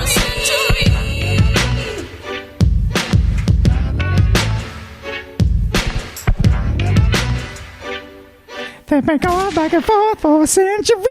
Hey. Well, that was harsh. We go from Red, Gold, Green to badass hip hop song to that. I mean, okay, the message was good. Yeah. But there's some things like white people shouldn't do. And that's rap. Yeah. That reminds me of like fucking rap. Zeke's making a rap about biology in high school. Like he had to do a yeah, rap for the class. Yeah. My name is Zeke, and I'm I mean, come on, white people. Let's step let up our rap game American culture have their fucking culture. I mean, Chuck Berry just died for fucking Christ's sakes, you know? Yeah. And the Beatles get all the credit for rock and roll? Fuck I heard that. this one the other day. Not that I even really care, but I heard Eminem is the best-selling rapper of all time. Yeah, I believe that. That's crazy. I mean, he's a good rapper. Yeah, he's good. But he's a niche rapper, though. He's got his sound. He doesn't deviate from his sound, which is, I guess that's good, too. I don't know. You remind me of Eminem sometimes. Why?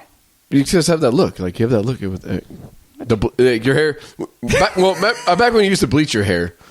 I have short blonde hair. And I think Nick loves it. Yeah. It's taking me back when I first met you. It was like, But, I don't know, like... Yeah, of course Eminem's really good. Like, he read the dictionary. Like, he would read dictionaries to find words and the meanings to make it rhyme and stuff. Really? See, But, I mean... I tried that just because I wanted to kind of increase my vocabulary. I personally can't retain it. Any of these words. You have to use them. You have to use them in context. You have to know them in context to be able to... I'll read a cool article. I'll be like, that's fascinating. What's this mean? Cool. And then usually it's locked in. I don't even have to try a learning process. It just gets... If you're learning it like as part of an active part of learning, it just gets locked in. I have weird theories about, life or whatever. But, like, I feel like for something to make sense, white people love it when shit rhymes, right? Like, out here we have click it or ticket. You don't click that seatbelt, you're going to get a ticket. Like, there's always some redneck dumb shit. Well, if it rhymes, it must be true. But then you have these fucking dumb fuck country people that are like, think that tractor rhymes with faster, and this guy gets a fucking Grammy. Like, they play this song all the time. I don't know the song. You could take a ride on my big green tractor, make it go slow or make it go faster. Oh, see, that's why I don't listen. That is fucking country music today, and it's like... I think I said on one of our other shows, I think country music is like the sandbox for music. It's like preschool. Musically, it's preschool. It is... Well, the shit that play on the radio now, I agree with you. But there is great country artists. Like, there's this guy, Chris Stapleton. Dude, he fucking kicks ass. Hey. What is that? That's why our sound's all fucked up. Live mic under the street. That's why our sound's all fucked up. I kicked the fucking microphone and... Our guest mic was on. Sorry about that, everybody. Do you think... I hope everybody wasn't hearing this fucking fuzz going on. Let's see if this stops. I heard a little click, but we'll see. Okay, but here's the thing. Well... Music is generally all the same. Like, you're a guitar player, drummer, right? If you want to play a hit punk rock song, hit heavy metal song, hit country song, whatever, they all play the same chord structures and everything else. It's a 1-4-5 progression. Yes. So all your music is the same. It's music. And I love music. Except I'm not a techno guy. I can't get down with that shit. Yeah. But the things that they play on the country fucking stations is so disgusting. But that's why most people like it, is because it's simple. They don't have to know much about music. It's the sandbox. It's preschool. It's fucking horrible. It's musical literally preschool. Tractor and faster. And people are like, hell yeah, buddy.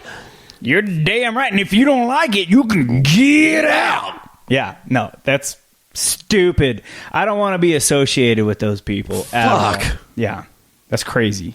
That's nuts. That's stupid. You live such a long life. What do these people spend their life doing? Because what do they learn? What do they fucking I think learn? it's like, it's safe. It's mellow.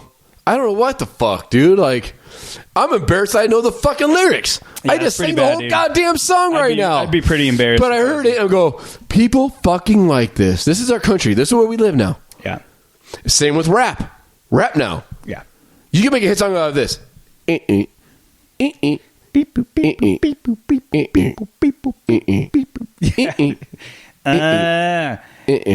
me at the mall. I'll be the music. You be the rapper. I'm really tall. Yeah. Yeah. It's like when I used to have rap battles with my friends in like first grade, when like Vanilla Ice and Milli Vanilli were fucking, I don't know. Fuck. But good thing it sucks because there is great hip hop out there. There is great rock and roll, and there actually is good country. But guess what? But why is it like the fucking, like, to be honest with you, I don't even listen to fucking terrestrial radio. Like, I hear it every once in a while, and it bothers me. You like some of the more like alien space stuff, and I don't want to sound like some goddamn douchebag fucking hipster again. But it's just like, but I like my IPAs with jalapeno and infused foam. No, I'll curl my mustache the way I like. Thank you. Upwards in my awkward fucking glasses that I don't even need vision correction. But hipster it out, whatever. Fuck, it's fine. Like, what are we doing? What are we doing, dude? What the fuck? You know what? A lot of it is attention. Like the hipster thing is a lot of that's attention. I wear weird skinny suspenders and roll my tight jeans up with these old boots and curl my mustache. Yeah. and ride a scooter. Like, cool. What? You're cracking me up. But well, let's digress a little bit. We could bullshit in a little bit. Let's finish the talk Yes, that we said absolutely. we were going to finish. But to finish this whole thought off with country and everything, Chris Stapleton is really good. Okay. Okay, we got that shit on vinyl. It was the bomb. Well, I like Jason Stapleton. He's a podcaster. Definitely into his show. You're right. He's bomb. He hit us up, dude. He hit us up on our Twitter, dude. Yeah. He actually, if I don't miss, if there's any podcast I don't miss his. And I don't mean that in a bad way. Like, I don't miss it. Like, I always listen to every show. You subscribe to it and you're on it. Yeah. Yeah. It's as far as being able to catch up on all of the important news that's going out there, it's the best. Yeah. He's cool. I don't listen to him that much, but I like Tom Woods. He's a favorite of mine. Yeah. I like that guy. Yeah. I used to listen to what was his fucking name? Did you do Stefan Molyneux? Yeah, that guy. Oh, He's that dude's smart, man. He's very smart, but you hear some of the jokes he tells just behind his breath, and it's like, wow, he's a clever dude. Yeah, I like to think he's a lot like myself. Yeah, very much so. It's fucking intense. Yep. Okay, so we talked about fiscal policy, and that's how Congress and the administration can affect the economy. The other way is monetary policy. That's how the Federal Reserve can affect the economy, or what they do to the economy.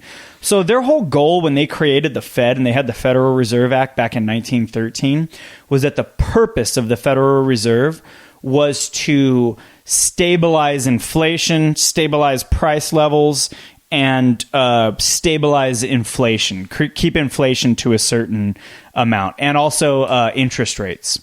So we'll talk about that. That's their task, and we'll talk about the tools that they use in order to accomplish that task. Okay? Mm-hmm. Now, ultimately, going into this, you guys have to know I am a huge opponent of the Fed. It's a private company. All secret society members pretty much were in the founding of this company.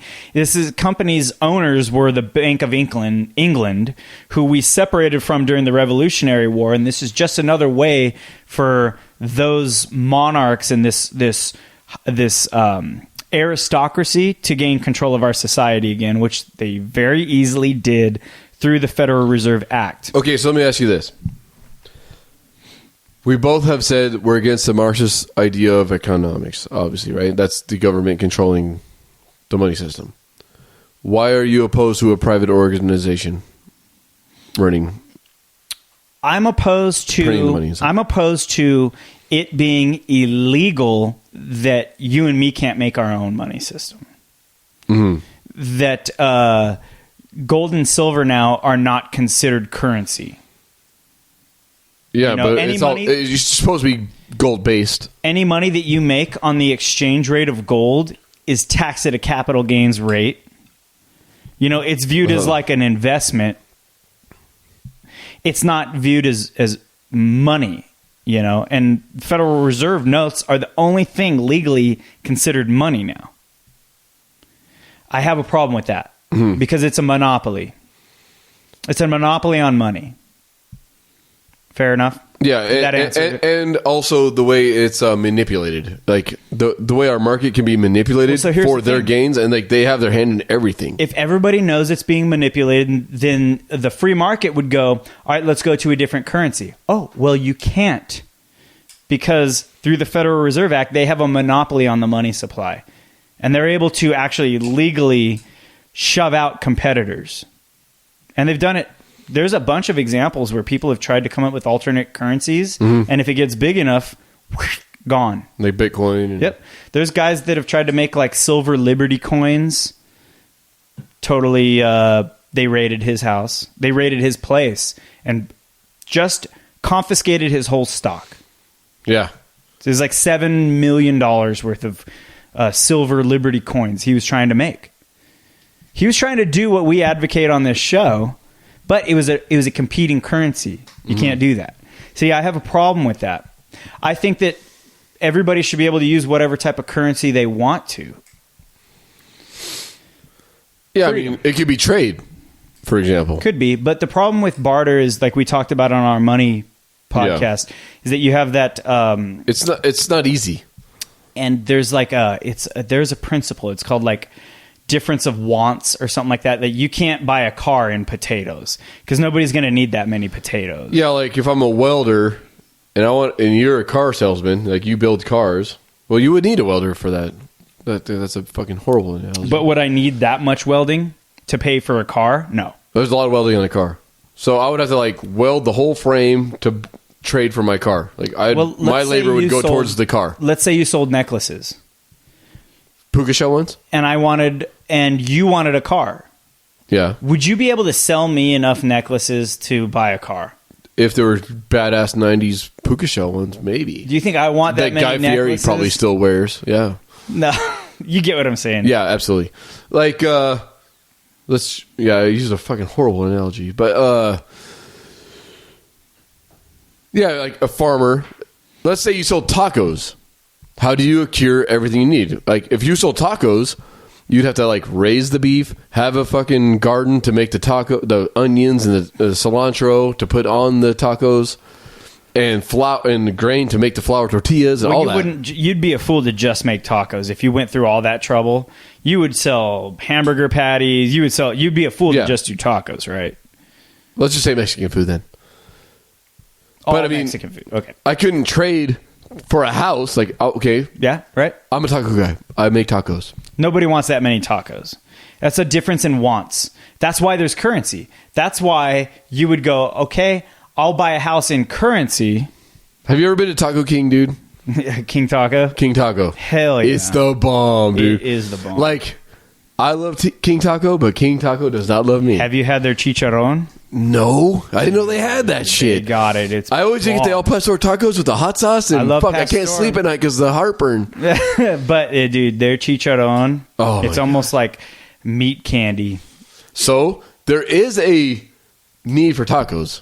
You could absolutely sell enough tacos. Of course, I didn't say that. I didn't say there wasn't a need, but there's a difference in wants. Is that demand. You don't want as much.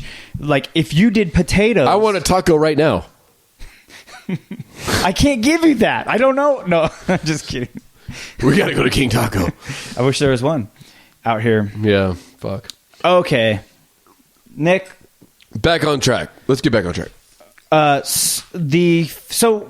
we kind of get that that the Federal Reserve is in charge of monetary policy. Now, what they do with monetary policy is because we talked about the money creation process, the Federal Reserve is actually the group that's in charge of introducing money into the system.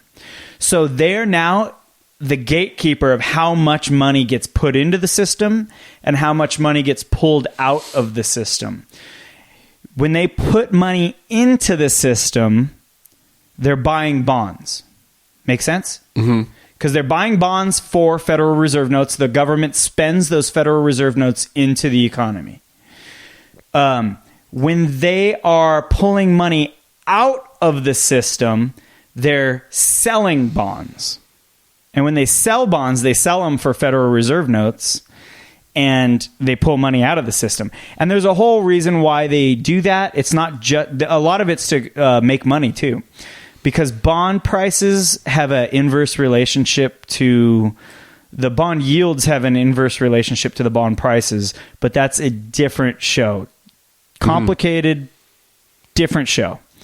People, if you want to look that up, just look up bond yield and bond prices inverse relationship. So, the Federal Reserve, when it wants to, it has three tools of monetary policy. One is open market operations. One is the discount rate, and one is reserve requirements. So the one that will be most familiar to you guys right now, just because of our last segment, is the reserve requirement. We talked about when the people finally get hold of the money, they deposit it into the banks, and those banks can lend out 10 times the amount of money because that's the reserve requirement, right?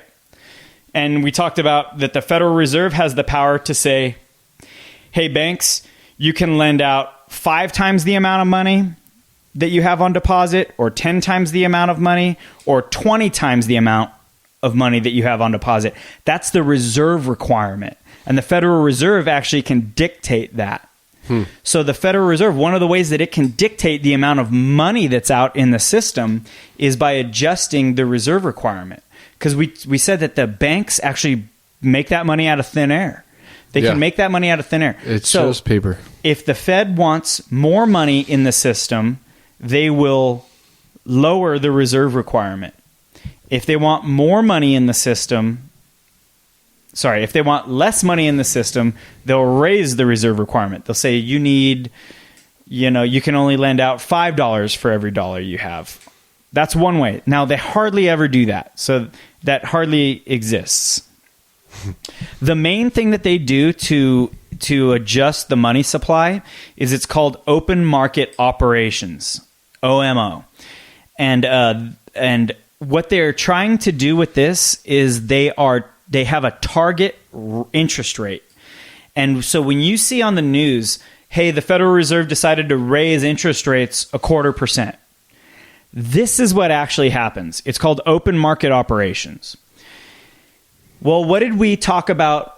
What increases interest rates? It's less supply of money in the system, right? It's that money gets more rare. The price of money goes up. And they target 0.25%. That means they're going to introduce a certain amount of more money. How do they introduce that much more money? They actually they buy bonds. The bonds come from the government, and then they issue Federal Reserve notes. So they just introduced more money into the system.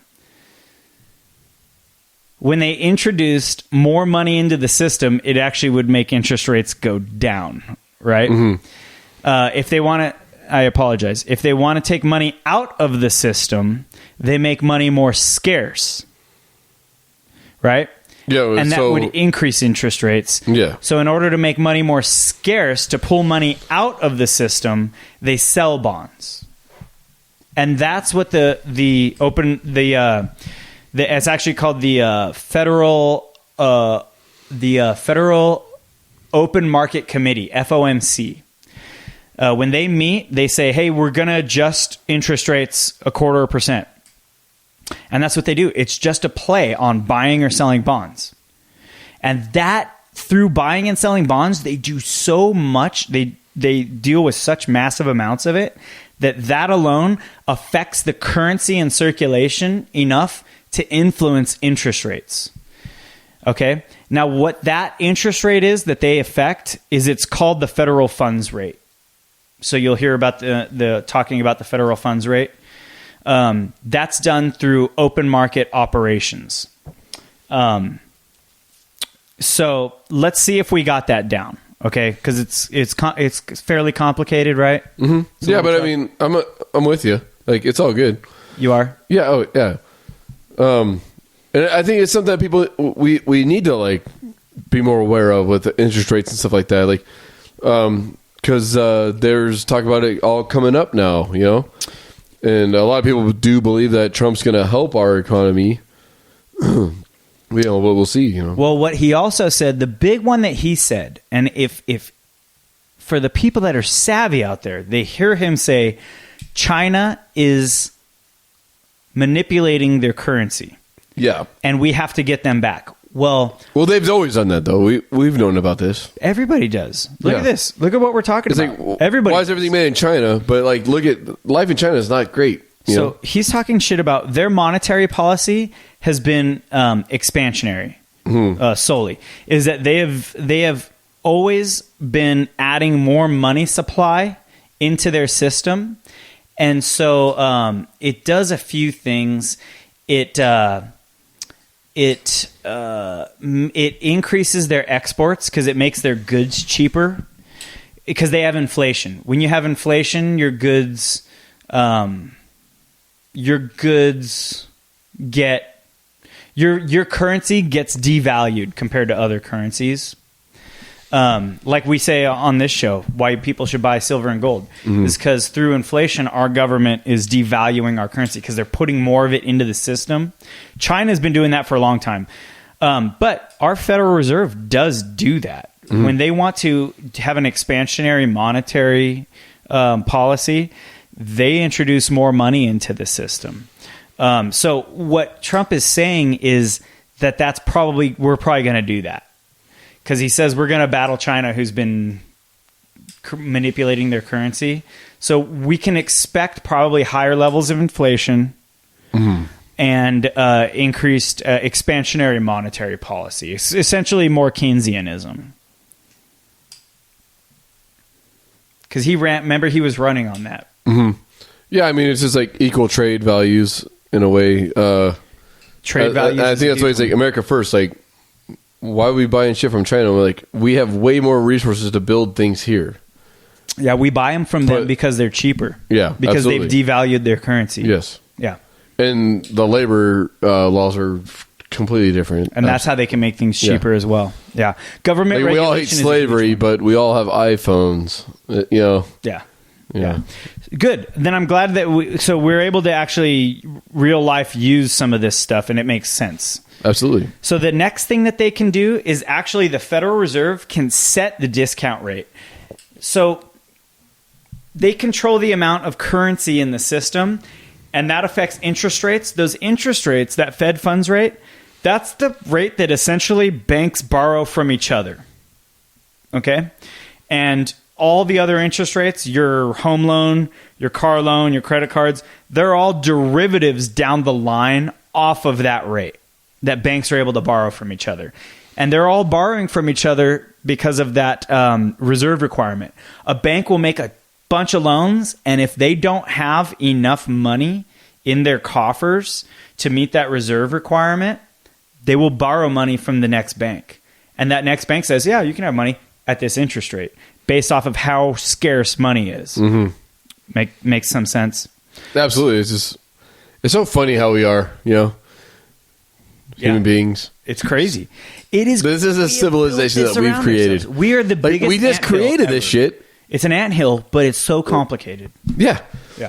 But you know, like I'm fucking jealous. Like we're animals. Like nobody wants to believe. Like we're human beings, but we are a mammal species. Like just complicated. Yeah, we're just a little more complicated. But I love the life we have. I love that we have the technology we have and stuff like that.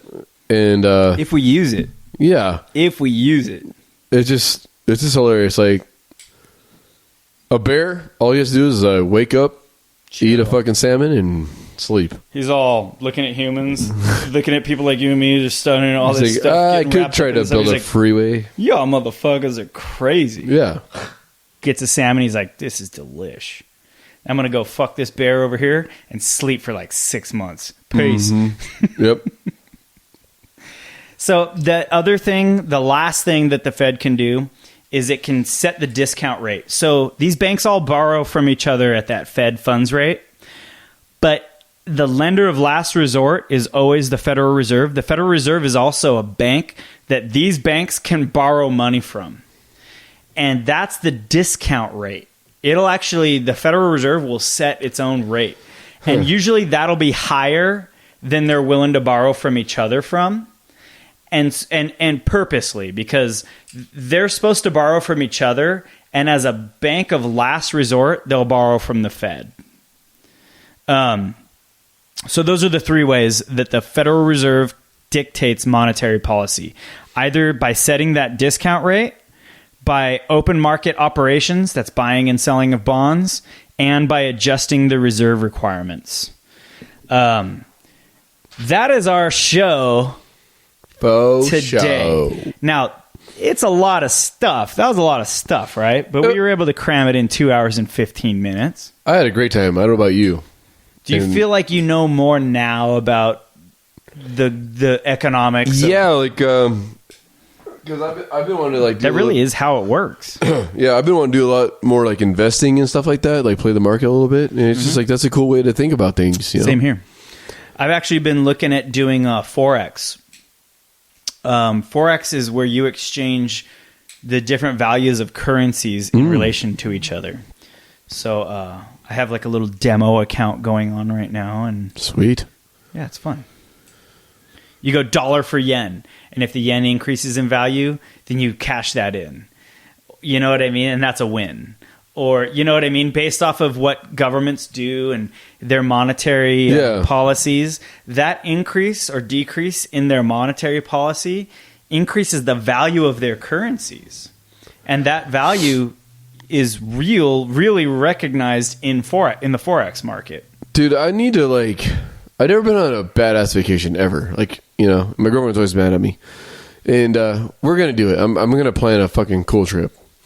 But, dude, I would love to go visit Japan. Oh, hell yeah. Or, you know, I want to see, like, crazy parts of the world, you know? Yeah. Why not? Go with us this year. We're doing Cancun. Oh, I'm fucking way down for that. We're doing that. I was going to hit up Cabo. Like, I told Marina, like... Cabo's awesome. Dude, babe, let's go to Cabo, you know? Because... You can party. My vacations are this. Fish. Yeah, I want to go fishing. Because I'm an active guy. I like to be active, you know? We could get some ATCs or something. Did I say ATC? ATVs. Yeah. ATCs are the old three-wheelers, but those are the bomb. But yeah, dude, you're right. When are you going to Cancun, dude? This summer. Okay. Yeah, we're in the planning phases of it. All right. I'm down for that shit. Yeah. But dude, I would love, because like the Japanese culture is very intriguing to me. Like, I guess I've gone through some shit historically. Yeah, but I remember last time Strung Out played in our town. They're like, "You guys, it's a punk show." Like it was in this warehouse. It was like really cold. They're like, "What's up, Japan, Caster?" Like they compared us to Japan because we're like, Japan's so polite. You know, like Asians get a lot of shit for being bad drivers, but what it turns out to is they're being polite, like, and they're like afraid to like, go ahead. And I seen this thing. I guess, what's up? I'll hit that up. Yeah. Do you mind hitting that when you're done with that? And I don't know if this is true or not. This is why I want to go there. Gotcha. In Japan, they don't have janitors at the school, so if you're like in a public school. The kids clean everything up. So this creates a culture of like, well, I'm not going to spit my fucking gum out or, you know, tag nothing because we clean it. So, I don't know. I always thought that it was interesting. But, anyways, we're wrapping up the show and we absolutely appreciate you downloading the show. We hope you had a great time. We have a lot of fun doing this show. As you know, it's hit and miss. We don't have a set schedule, but that's what freedom's all about. You know, just enjoy your life. We're all busy, but we do love hearing from everybody. We've gotten some great emails with great questions, great input. So if you would like to email us, hit us up at thebeaconpodcast@gmail.com. We appreciate that. We're on Twitter at Beacon Podcast. Facebook is the Beacon Podcast, and always on iTunes. We are there.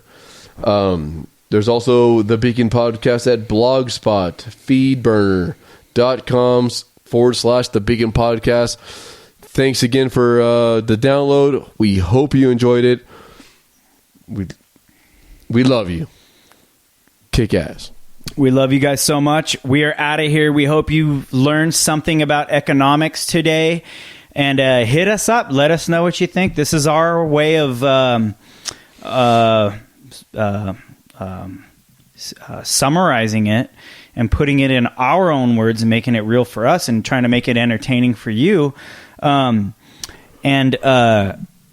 process is meant to awaken people that have been asleep for too long and that just go through their lives and they think that the world exists a certain way and it doesn't. And we're showing the proof that there's a whole world outside of what people know. So keep learning, keep challenging yourself, and what would you like? Stay woke. Keep on keeping on, brother. All right, people. We love you. Peace. Peace.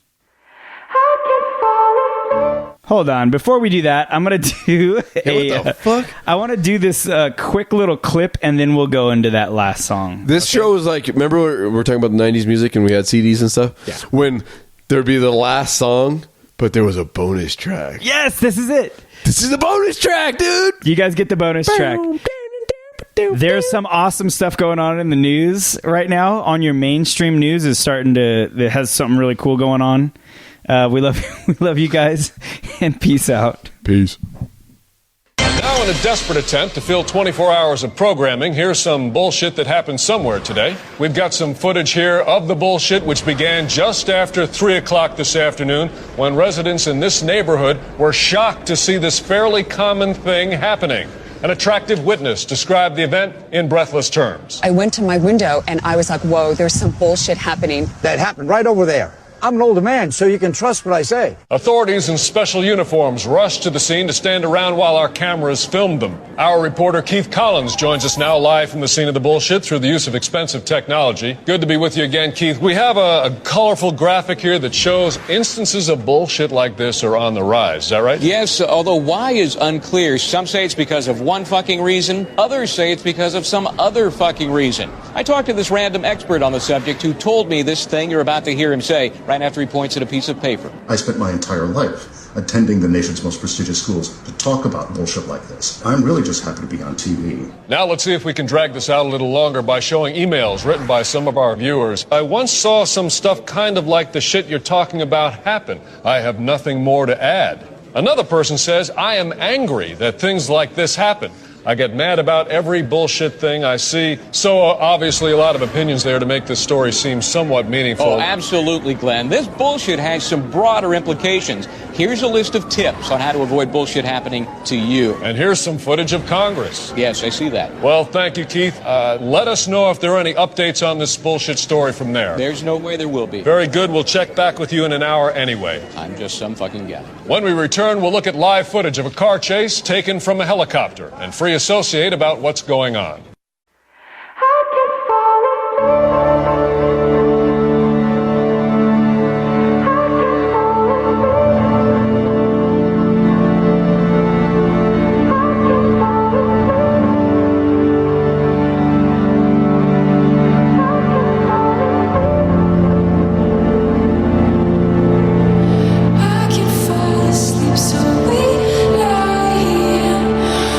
These thoughts inside our heads taking control.